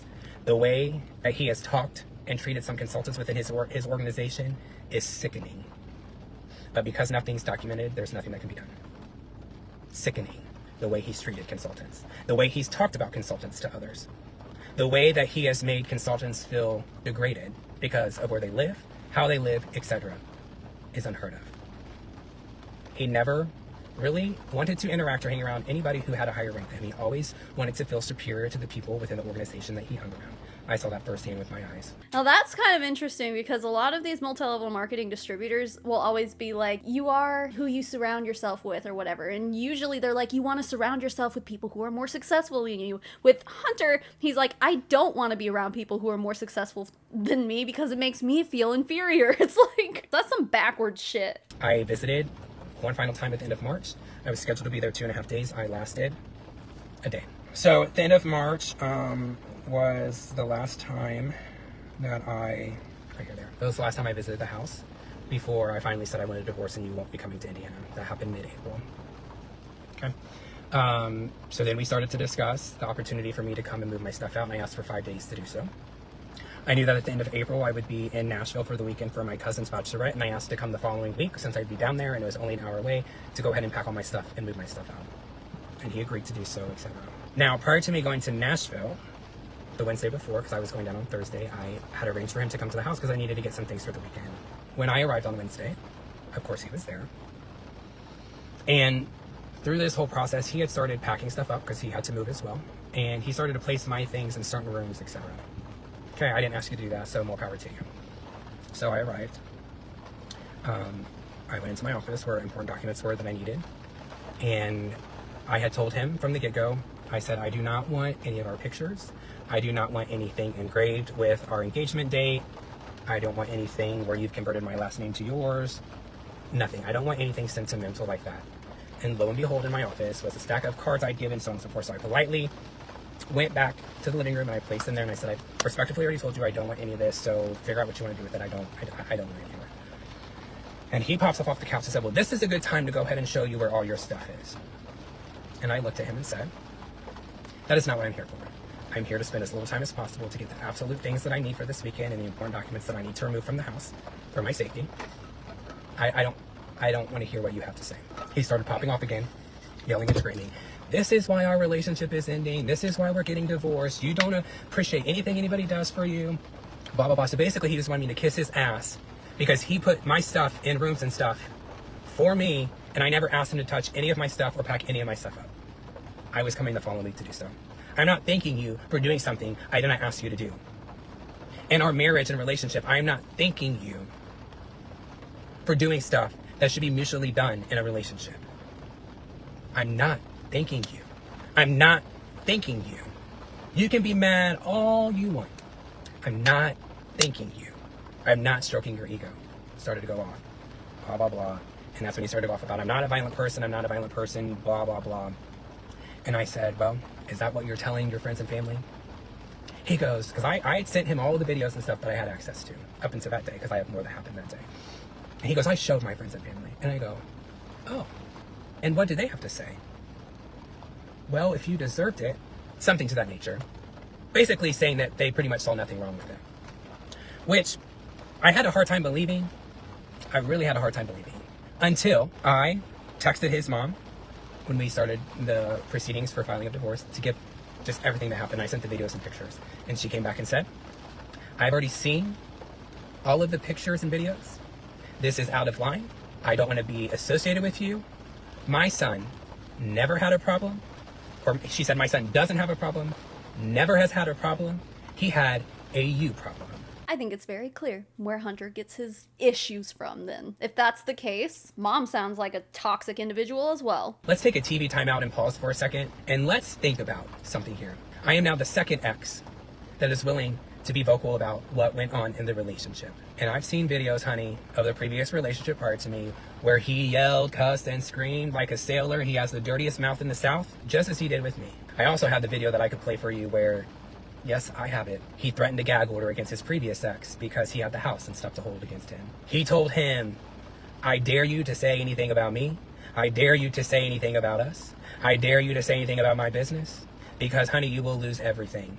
Yeah, and actually that was a thing, like, I don't want to air their dirty laundry because they're my friends and good people. But yeah, like, his previous ex was generally quiet about this whole thing because I don't know if they bought the house together. I don't remember. I think they did own it. But yeah, I do know that this was kind of something that was discussed between Hunter and his ex. I do remember, like, getting messages from the ex's new spouse being so excited that they were no longer tied to Hunter. I don't remember all the details. I know I've been told all the details, but I don't remember all of it. But yeah, there was like a whole house situation, and there was something about like all the paparazzi inventory or something. Like, I think Hunter had taken all the paparazzi jewelry for himself. So maybe they were both consultants, and then, you know, the ex was left with none of the business materials. So maybe that's why he left. I don't remember. I'm just speaking from memory, and my memory sucks. So no, I have spoken to this person. I do think that I have a fairly close relationship with them. They're great people. And yeah, so I have been hearing these things about Hunter for years now. It's not surprising that now Justin comes out and basically says all this. It all adds up. He's always done this. There was a lot going on in the paparazzi world at that time too. Yeah, I think they were just kind of scared into submission. Now, thankfully, they started their own business and they've been able to like run it together and build it together and be profitable in that business together. And I fully support it because, you know, to go from being in a multi-level marketing, in my opinion, pyramid scheme, to running your own business. Although I don't know if that's gonna, you know, with all the tariffs that are supposed to be coming in on imported goods, don't know how that's going to affect their business, and I really hope that they don't let it ruin them. I hope the tariffs don't even happen. I'm not going to hold my breath. Either way, they're out there living their lives and they're doing great for themselves. Yeah, and then with the tariff thing too, like, paparazzi does get all their jewelry from China. Like, I'm pretty sure it even said on the website at one point, maybe it still does, that everything was imported from China. Like, there's no way that they're not going to raise their prices. They have to. If those tariffs happen, there's no way they can survive. So that's interesting. And although I sit here and I wish for the end of paparazzi, and I want to see it finally close its doors because it's just such a toxic mess of a company. I hope it goes down in other ways and not because tariffs were implemented on everyone in this country and are going to be affected by it. So kind of forgot what I was talking about, even though my ADHD medicine just kicked in. But nope, my brain's still like, what happened? Where am I? Do you know what a gag order is? I've seen it. The behaviors never changed. The victims never changed. They all went through the same thing. Wait, a gag order? I mean, isn't that something that, like, you put against people who are involved in a court case? They're not allowed to talk to news outlets or anyone, I guess. They have to stay quiet, but that's in the court. Like, I didn't know that an individual can place a gag order on someone. Is that a thing? I know you can threaten to sue somebody for speaking out, and I think a lot of states in the South don't have slap like lawsuit protection. So maybe that's enough of a reason to just not even chance it. But it just seems really manipulative, especially to call it a gag order. Like, I think that's usually something that's like literally imposed by the courts. I think what Hunter is suggesting is he's just gonna threaten to sue them. Like, I don't know. Like, that seems like that would be what it would be. That's how you keep people quiet when you don't want them to talk about something. You threaten to sue them. Now, I'm not going to sit here and say that the people he was in relationships with, including myself, were complete angels in the relationship, because we all have downfalls and we all do some crazy shit. Sure. I never once yelled and cussed and screamed at him like he did. Any of that. Not once. I never destructed our home. None of it. I never treated him poorly or spoke the way he spoke to me in front of friends and family, because there's a time and a place. Christmas of 2023, we were at a nice steakhouse at Bridge Street. I forget what it's called right now. We were sitting there with his cousin and her daughter, and he was going in about my family, and I said, "You need to cut it out. I don't want to hear it. It's done. It's over with." And I got very heated, and I said, "You need to stop." And I got short, and then he did not like it. And he turned to me and screamed real loud in a very aggressive tone, "Shut the fuck up." And I looked at him, and I looked at his cousin and daughter, and I pulled my debit card out of my bag, and I gave it to her daughter, and I said, "This dinner is now over for me. Could you please pay my bill?" And I was talking about my dinner. "For me, I will be waiting in the car." Several minutes later, 20 minutes, 25 minutes, whatever, they all returned to the car. He used my debit card to pay for both of our bills, like $275 worth. Dude, Hunter, if you're making thousands of dollars a month, I think you can afford to not only pay your own bill, but maybe pay for everybody, dude. Like, if your cousins are there visiting, be a nice host. Pay for all of them if you're so rich. But no, you're gonna use your husband's money, who makes significantly less than you. I mean, that's just rude. I think that's mostly because Hunter probably, if I had to guess, knows how dire his financial situation is, especially if he's not paying his taxes. So he just was like, Justin, you can take this one. Wild. Do you think his grown cousin ever said anything, ever called him out, ever corrected him for being out of line? And when I talked to him about it later on that night, he said, "I don't apologize for what I did, and I would do it again. I don't care who's around or where we're at." And honey, I can tell you that happened multiple times. No matter if we were at a resort, etc., my friends and family can tell you he would show his ass no matter where we were. I believe that. Especially if it wasn't a company function. Anyways, so that Wednesday before National, I was in the home and he started to go off. So I got off on the tangent because, and I'm going to play you guys a video that's going to be about 7 minutes and 45 seconds. So I'm just going to hold the phone up so you guys can hear the volume, but I am going to pause the video at some point because I want to show you something of the video. So we were in the home and my family was already nervous. So they said, at any point, if you feel uncomfortable, please make sure you're recording. So I was in my office and I placed my phone upside down. So this part of my phone, so I still have my old phone, so this is why I'm also doing the live, where I have two devices. My phone was laying up like this, so the camera was up, right? So you could see the ceiling and stuff in my office.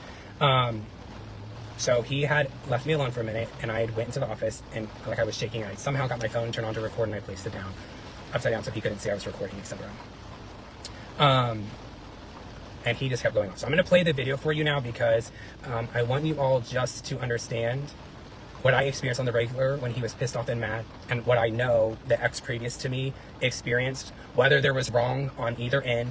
In both situations, nobody ever deserves to be treated like that. And for me, there's other situations that cause trauma from, and you'll hear him talk about me telling him that I have trauma, and that the way he treated me and stuff brought that trauma to light, and talk about how he'll never open up to somebody, so on and so forth, etc.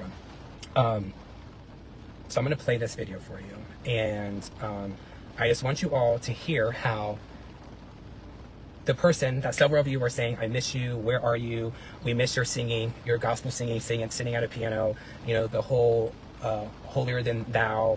I went to Bible college," which, by the way, I don't know that he ever graduated, because he told some people that he had a doctorate from the college. He told some people he had a master's. He told me he had a bachelor, or somebody had a bachelor's. He told me he had an associate's degree. Just the idea that Hunter could be a doctor.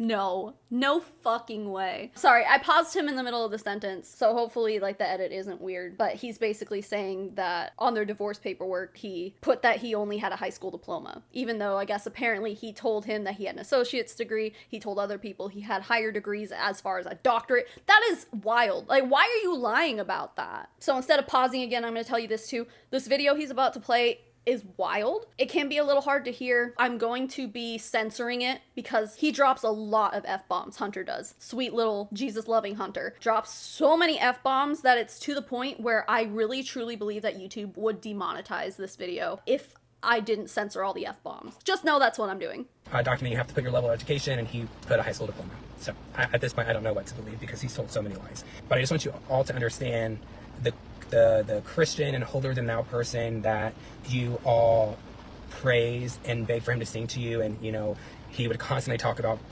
giving the Bible to people, so on and so forth, to make people think he was a goody tissue. A goody He tissue? has the dirtiest mouth in the South and one of the most disrespectful humans that you would ever meet. And he's a narcissist. And one characteristic of a narcissist is they don't have many friends. They like to keep their circle small because they can control the narrative. And when you're in that circle and you no longer fuel the need that they need, they kick it to the curb. Ask 2 of our closest friends. When you're not giving them enough attention and fueling them, they are so disrespectful to you, and they kick you to the curb, and they move on to the next person, the next victim. Makes sense. I have a message for some of our friends that I'm sure are watching. We're very close friends. One of the biggest things he did that drove me insane is how poorly he talked about people's children when they weren't around. Now, people's children aren't perfect, right? But they're kids. And if some of you knew how he talked about your children when you weren't around, Now, at times there were things that I didn't agree with, but I'm not the parent. It's not my place to parent a child. And I always encourage him to sit down and have a talk with individuals if he disagreed with something. You wouldn't do that. Because I'm a very honest person. And, you can talk to somebody, and it's okay to agree to disagree. But a narcissist always convinces you, and you'll hear it on this next video, I don't know what you think, right? So he's gaslighting me. He constantly made me feel like I couldn't have feelings, or the way that I was feeling was wrong, which is why a lot of times when we argued and stuff, I said in silence. He's just a very disrespectful individual. Anyways, so he continues to go on. So I'm going to play this for you now, so you guys can hear it. On yourself. Let me know if you guys can hear it. And lie. Okay, Hunter. Clearly, are mostly on mission. Okay. Because you literally let people sit there and think what they want to think, and you don't correct.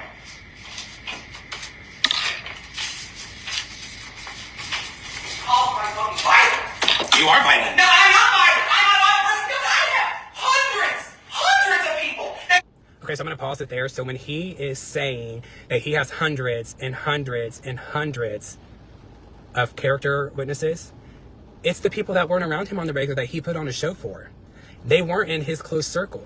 So, honey, you can have all of these people be a character witness for you time and time again, which is how he fooled the world the first time somebody wanted to call him out on his craziness, that we all overlooked it. He had us all convinced that he was not crazy. I mean, just look at Harvey Weinstein. Am I thinking of the right guy? I think he donated to like a lot of charities, and he was like respected in elite circles and stuff.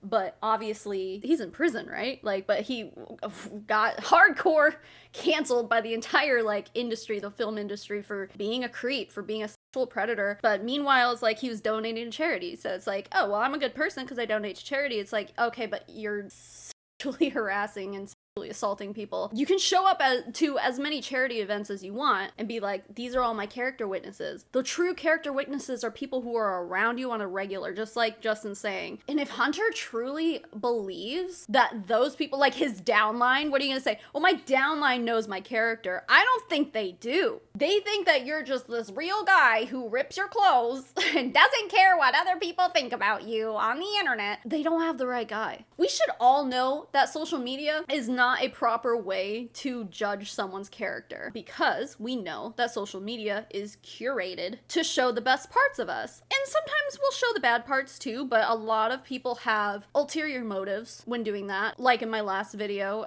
talking about Colleen Nichols, like how she was using muscular dystrophy, talking about her struggles with muscular dystrophy, but she was also tying it to her multi-level marketing business, pulling on people's heartstrings and triggering people's emotions to make them want to help her and push her up through the ranks in Rodan and Fields, because, oh, poor Colleen, she just wants to donate to muscular dystrophy, the whole foundation or whatever. No, what she wants to do, she's using that to get you to buy her shit so that she can raise up in ranks and make more money. There are ulterior motives there for sure. Sounds to me like Hunter is very selective about the vulnerability he shows on the internet, and he only wants to show vulnerability that makes him look good, makes him look real, like a human, when really, I mean, behind closed doors, he's acting like this. And he's not going to sit up there and say, yeah, sometimes I throw stuff and break stuff. And one time I gave my husband a welt on his butt by smacking him with a piece of paparazzi jewelry. Like, he's not going to say that. He doesn't want you to know he's like that. And I think he's got a lot of people convinced, clearly. I did go through Hunter's Facebook, like scrolled through his public Facebook, and yeah, I mean, he's just posting selfies with all his friends. There's people posting on his wall being like, I miss you, I'm thinking about you, I love you, like that kind of stuff. I don't know what his relationship is with these people who are saying this, but there's certainly people who he has made an impression on positively and somehow managed to maintain that impression. There are certain manipulative people who can do that, and I think Hunter is one of them, in my opinion. And if a lot of us could go back and do it over again, we would, because we would hear and see the narcissistic behaviors in him to do it. He hated at the end that I would not protect him, that I would not make excuses for him. And that's when I made a status in April on Facebook and said, you guys, I'm no longer associated with him. If you have questions or concerns, you need to go to him, because he had already been absent for almost 9 months at that point. And then he made his sob post about blah, blah, blah. And then he disappeared. And then he'll show up several months later and then disappear. That's good. Let me testify to that as a character witness. I am not violent. I am not a violent individual.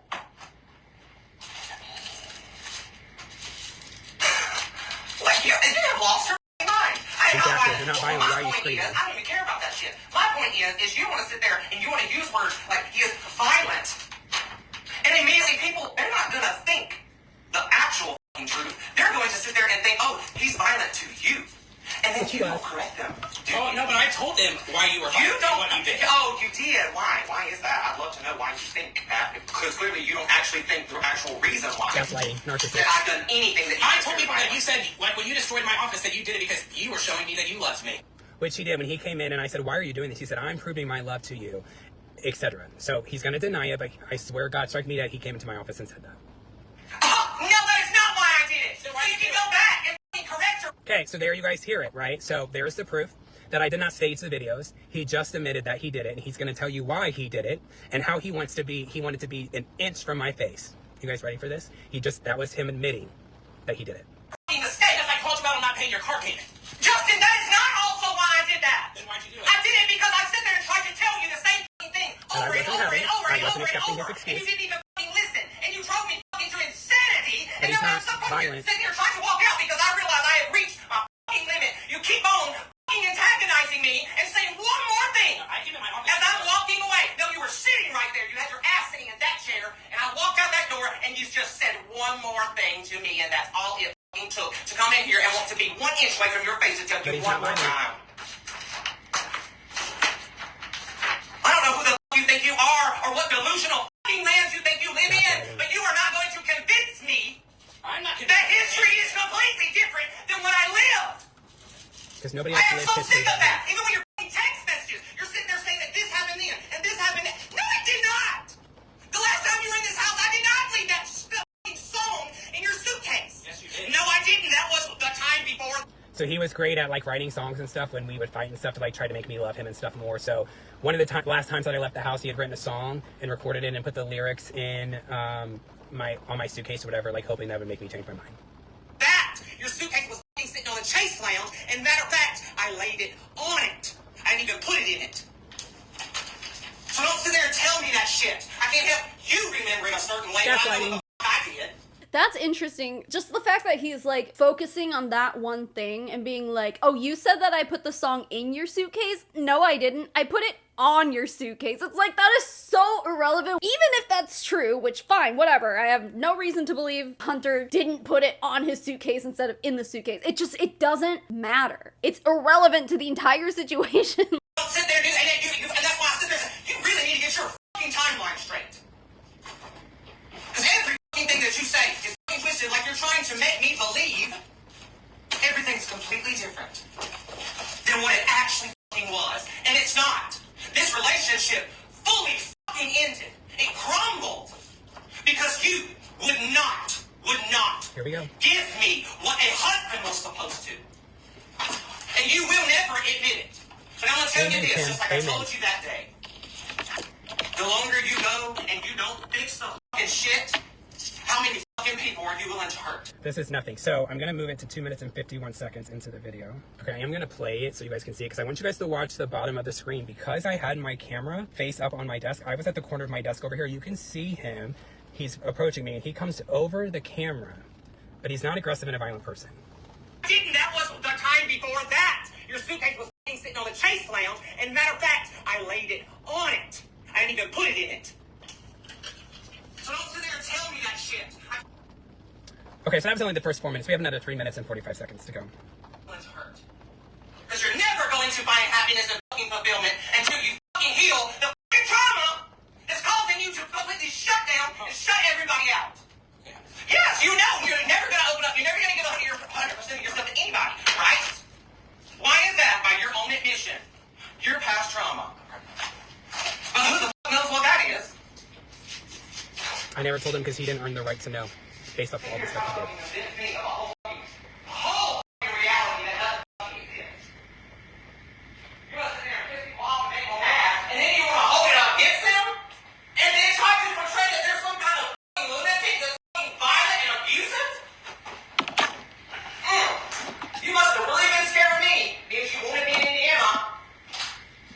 Yeah, I guess I better judgment. I'm scared to be there. I don't feel comfortable. Where is that? Your office? You know my own people live 4 walls? So that's gaslighting towards me because he hated my new job. He hated that I was starting to be more successful than him and that I was comfortable leaving the house to do work and go on trips and stuff by myself. And when I was at home, I spent a lot of time in my office because during the day I have to work, right? So he's gaslighting me and like trying to backhand me with this because like of everything. So like total narcissistic. Like I know that you have to do it for the better of you, but I'm going to backhand you with this because it's the only dig I can have towards you. From an outsider perspective, if I didn't know anything about that video, I would say that the person yelling is, in just that video alone, is showing clear, I don't even want to say signs, like he's clearly being emotionally abusive and manipulative. And just like Justin was saying, he's gaslighting, he's trying to control the narrative, but without knowing anything. From this video alone, it is clear who the abusive person is. And it's not Justin, in my opinion. That's how I see it. Or is it all that are you scared of me? Which one is it? Because 1, it don't make sense, and 2, but I also don't make sense. Because they get me preparing for me to come here all the time. And I have all paper trail of all of them. In your words. And I did say that. I had to give myself time to create my exit plan. Fuck no. So you sit there and you tell people this shit, but you don't realize I can fucking prove you wrong. I didn't tell people I want you coming in. Yeah, but you sit there and you tell people that you're scared of me. You told me that you're scared of me. I'm not fucking giving a damn. No, I don't. Because you wanna know why? You wanna know why? Because I was so fucking fed up with your bullshit. And it took me, God, shame on me. It took me that long to figure out you were never going to be different. Never. It's And then I finally made the decision and said, and you thought. You thought. Again, it was a bluff. And I already told you over and over. Justin, one day it's not gonna be. And he's calling a bluff when I was the one on March 27th of this year that said, I can't do this anymore. I was the one that said that. So now all of a sudden it's your decision because I made the decision that I did not want to continue. You can't fire me, I quit. That's what I'm hearing right now, coming from Hunter. Okay, and that's pretty much the rest of it. So this is the Wednesday, as I said, was staying. We're coming up to the close of the story. This is the Wednesday before I was supposed to go to Nashville to Tennessee. Now, again, I told him at the middle part of April that it's probably the beginning part of April that I wanted a divorce, but he told me that he could not afford to file for divorce until the lease was done, etc. At the start of our separation, I had agreed to continue to pay all the utilities, internet, etc. That changed later on. He had me so discombobulated that, I was trying to do things, and at one point my mom called me and she was on the phone with me for like an hour and 15 minutes while I was finishing up my stuff. And I was out in the garage, and I was getting stuff from the garage to put in my car, and I was just trying to shove shit in my car as fast as I could because I could not get out there fast enough. I was shaking, and my heart was pounding, and I just could not think straight. Like, I left, there was clothes in the house that I needed to get for the weekend, and I left every single bit of clothing that I needed to get in the house. That's just how discombobulated I was. But my moment that I knew I had to get out of that house before I did something I regretted was I was out in the garage, and I was on the phone with my mom, and he comes out of the house, and he said, "Who the fuck are you on the phone with?" And he was like, "Is it your fucking Aunt Tina or your fucking mom?" And I go, "It's my mom." And he said, "You can tell that fucking bitch to go to hell." And my mom heard it. And it was everything I could do to keep my calm. I have a lot of anger still built up from my dad passing away 16 years ago, and I've never had the opportunity to release that. You can talk bad about me all day long. You can treat me bad all day long. But my mom is nothing less than a saint to any person that my brothers and I date or are married to. Even when her nerve is pushed to the fucking core. But see, that's what abusive people do. Abusive people know your weaknesses and will use them against you. Now, with Justin, it sounds like, I mean, I wouldn't call his family a weakness. He's just very passionate about them. He loves his family. Hunter knows that. And so in order to antagonize him, try to provoke him, he starts attacking his family. And that is textbook manipulation, textbook abuse. He was trying to get a rise out of Justin by making that comment, especially when, I mean, according to Justin, you know, his mom was a saint, a great person, sounds like a good person. If you're gonna take someone in like Hunter as your own child, you know, treat him like your own son, yeah, sounds like a pretty good person, a pretty loving and accepting person. Knowing nothing about this woman, I would say, didn't deserve that, doesn't deserve that kind of treatment, and that's really fucked up. My mom is amazing, and she's been through a lot. But honey, she gives 1,000% to her children. And if I hadn't been on the phone with her, I probably would have done something I would have regretted. She was so classy while I was on the phone. She told me to breathe. Don't let him get to you. Just get what you need and leave the house. Unless you think it's extremely important, just get what you need and leave the house. And the minute he knew she was on the phone, he would not leave me alone. He was yelling and screaming at me the whole time. And I finally just said, fuck it, I have to get out of here. And my mom said, if he does not stop, I'm going to call the police. She said, you hang on the phone with me. And we have bad cell phone reception in our house. She said, if I lose connection with you, I'm calling the police. So I got my stuff and I made it to Nashville. And I thought I was going to be able to like relax and have a good weekend with my family. Friday morning, I get a text from him. And it says, I need your date of birth, the city you were born in, and your driver's license number. I filed for divorce this morning. Where he was starting the process to file online, because you can file online if nobody's gonna we're not gonna contend the divorce. We signed a prenup prior. You know, not only was he wanting to protect his business, but I wanted to protect my 401k, other assets I had, so on and so forth. So smart. Mama didn't raise no fool. You're not gonna protect your stuff and me not protect mine. For real. So there was nothing to contest, because everything that could be contested financially was all in the prenup. Now, we had the prenup done in the state of Tennessee. Therefore, in the state of Tennessee, you have the option to either list the amount of money in your bank accounts and your 401k and what your assets are valued at, or you have the option to not disclose that. I opted not to disclose any of that. Anyway, so he said, I'm starting to file the process online. I need that information so I can fill out your information. And at first, I sent it. But praise the Lord, that was when iPhone updated to where you could delete messages and edit what you sent. And honey, I saved that deleted and changed it so quick. Because I said, you know what? No. We're not just going to go off a whim 2 days later after you acted the way you did on the videos I just played and decide that you all of a sudden have the money to go ahead and do that. I was confused at why. We also were dealing with some other things that I won't go into on this video that will be ongoing, but I was like, why all of a sudden? Well, one, he knew I was to be with my family, so he was trying to discombobulate me. So then he told me, if you don't give me that information, I'm going to throw off your shit out in the dirty garage. And I said, yeah, I highly recommend that you don't do that. I'm coming to get my stuff next week. No, you're not. So, you know, we called the local police to make sure that I could do it, and they gave us one answer. He called and said that, you know, because I had left the house for longer than 2 weeks, although he was not the landlord, technically his name was on the lease, so, and my name was not on the lease, so he then becomes the landlord to me, so he can lock me out of the house should he want. So I said, again, I highly recommend that we don't do this. And I said, fine, I will come get all of my stuff on Monday. And I had to ask my family and friends that were coming down for that weekend. It was me and 5 women. We drove down Monday morning from Nashville. I got a U-Haul. And we literally packed. That means finding all of my belongings and packing them into my tubs and boxes that I had. And hoped and prayed that we had enough that I had already left at the house to pack. 1 man, 5 women. We had to pack every single item of mine in 6 hours. It wouldn't be a tradition if he didn't show up while we were there. So I was upstairs packing some things, and I looked down and I see his car parked in front of the U-Haul. So I go downstairs. I go outside to the 2 individuals that are outside, and I said, where is he? You know, when we first got there, he still had cameras up in the house, and if he thought I wasn't going to go in the house and remove all the cameras, he's a lot dumber than what I think he is. So I made everybody stay outside. I went in the house and removed every camera, because he had every camera turned on. He was planning on sitting and watching us all day, and I ripped every camera off of its holder, and I put him in the garage to where he couldn't see what was going on. So he shows up. I tell him he needs to leave. There's no reason for him to be there, blah, blah, blah. And I hear him telling my aunt and mom, you know, there's 2 sides to every pancake. Like, you guys need to hear my side of the story and blah, blah, blah. And my mom looked at him and said, Hunter, I don't need to hear your side of the story. I've seen your side of the story and how you act. I don't need to hear anything. Actions are louder than words. And I looked at him and said, the only thing you should be concerned about is what my attorneys are going to address with you tomorrow. And I'm out in the garage doing stuff, and I'm having my friend record at this time, and he's standing in the doorway by the butler's pantry, and he's like, I have all this on camera. I said, oh. Or he said, all this is being recorded. And I said, oh, is it? He looks up to the pole, and I'm like, checkmate, bitch. Mama didn't raise no fool. I knew exactly what was going to happen that day. You may think that pressuring me to come and move all my stuff in one day wasn't going to make me have a well thought out plan, even though I was with my family and friends hosting a bachelorette party all that weekend, that I still wasn't going to come with a plan and be smart. You are wildly mistaken.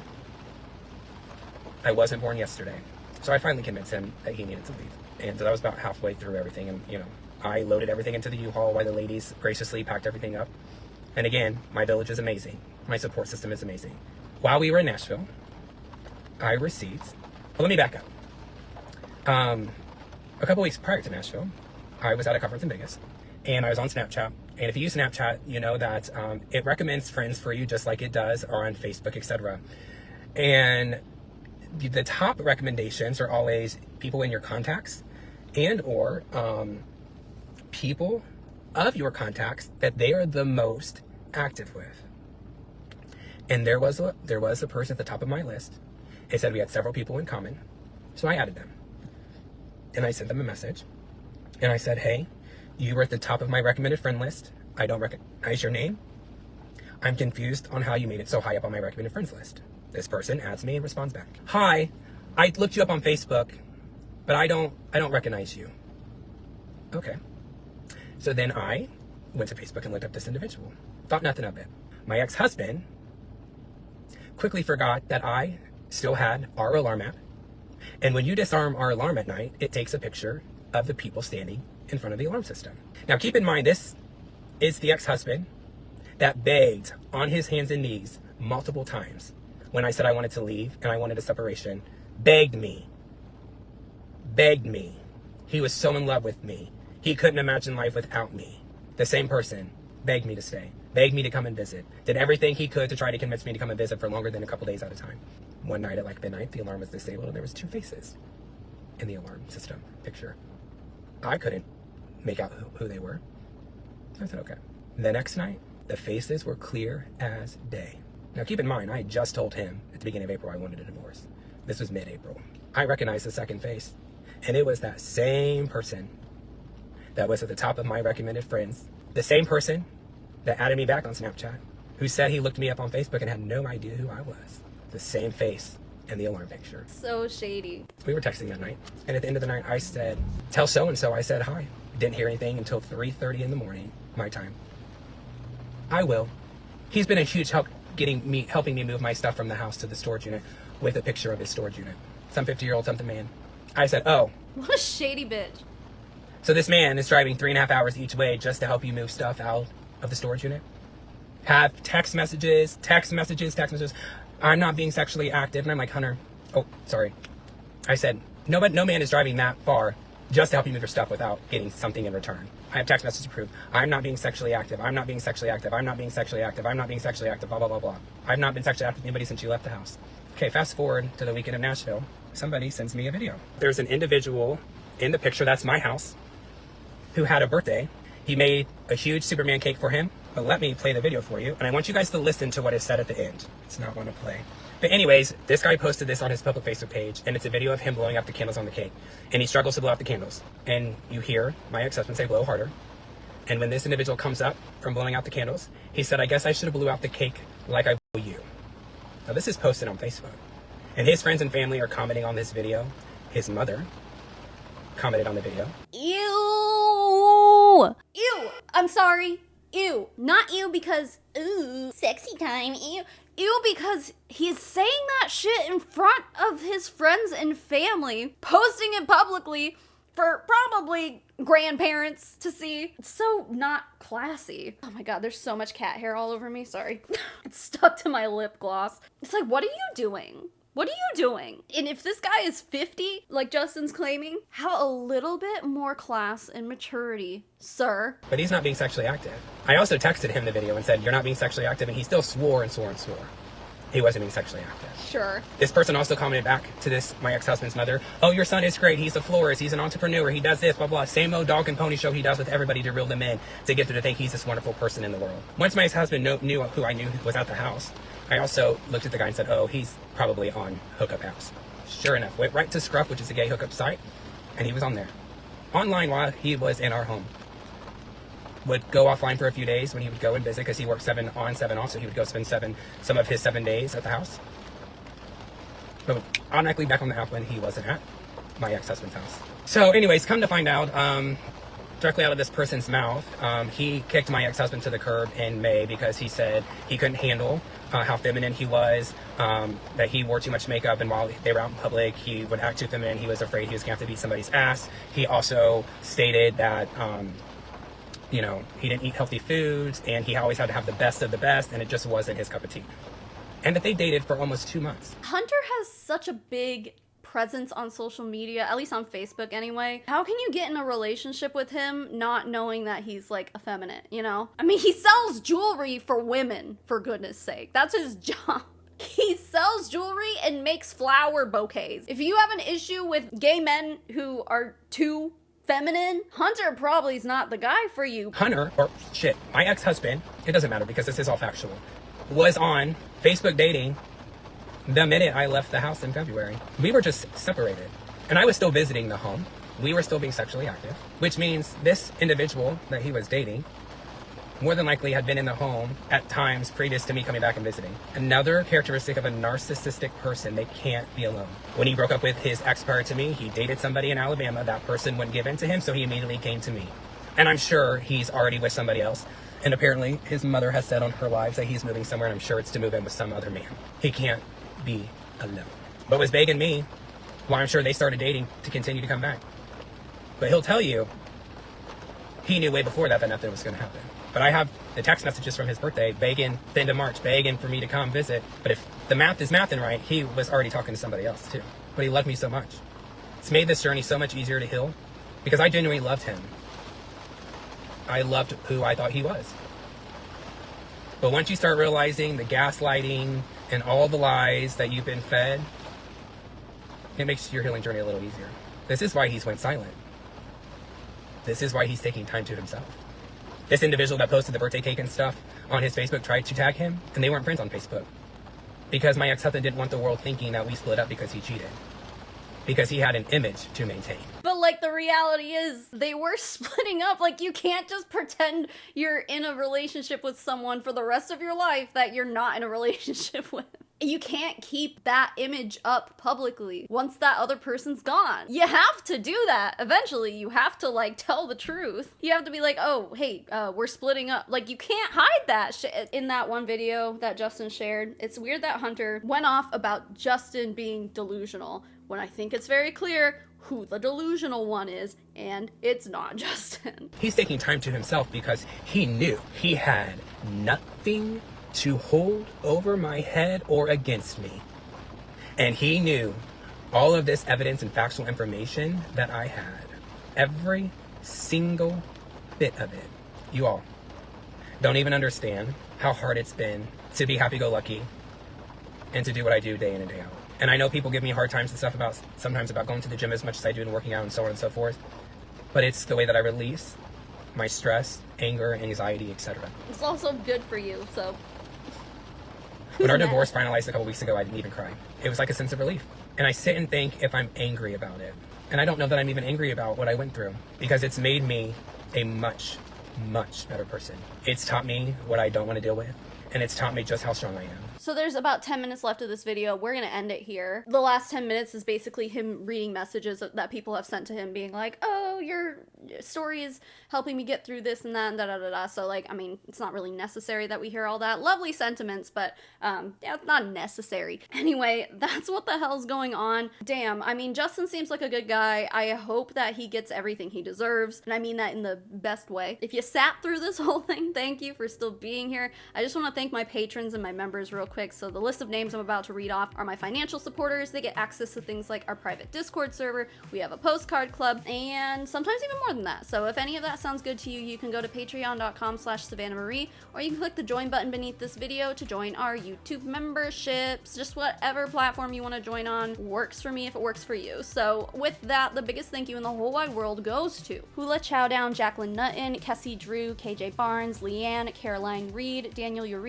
Maddie Darley, Ray, Stephanie Mayfield, AJC, Ferd Turgeson Esquire, Love to Be Evil, Just Mark, Amber Price, Baby Pink Pearl, Alice Wagner, LaSalle Story, Fallon Harris, Jessica Billhart, and Emion. And to the rest of my financial supporters, thank you so much for being here and being you and making this possible to be my job. I really do appreciate it. Yeah, I'm working on the last video of the year. I always do the year-end wrap-up of the top fails of the year from multi-level marketing. This year has been pretty wild, so look out for that. When it comes out, you're gonna want to watch it because a lot has happened this year. So, but I guess that's when I'll see you next. Maybe I want to do another live stream soon. I don't know what it would be about, but I'll figure it out. So keep an eye out for that if I end up doing that. I'll see you guys whenever I see you.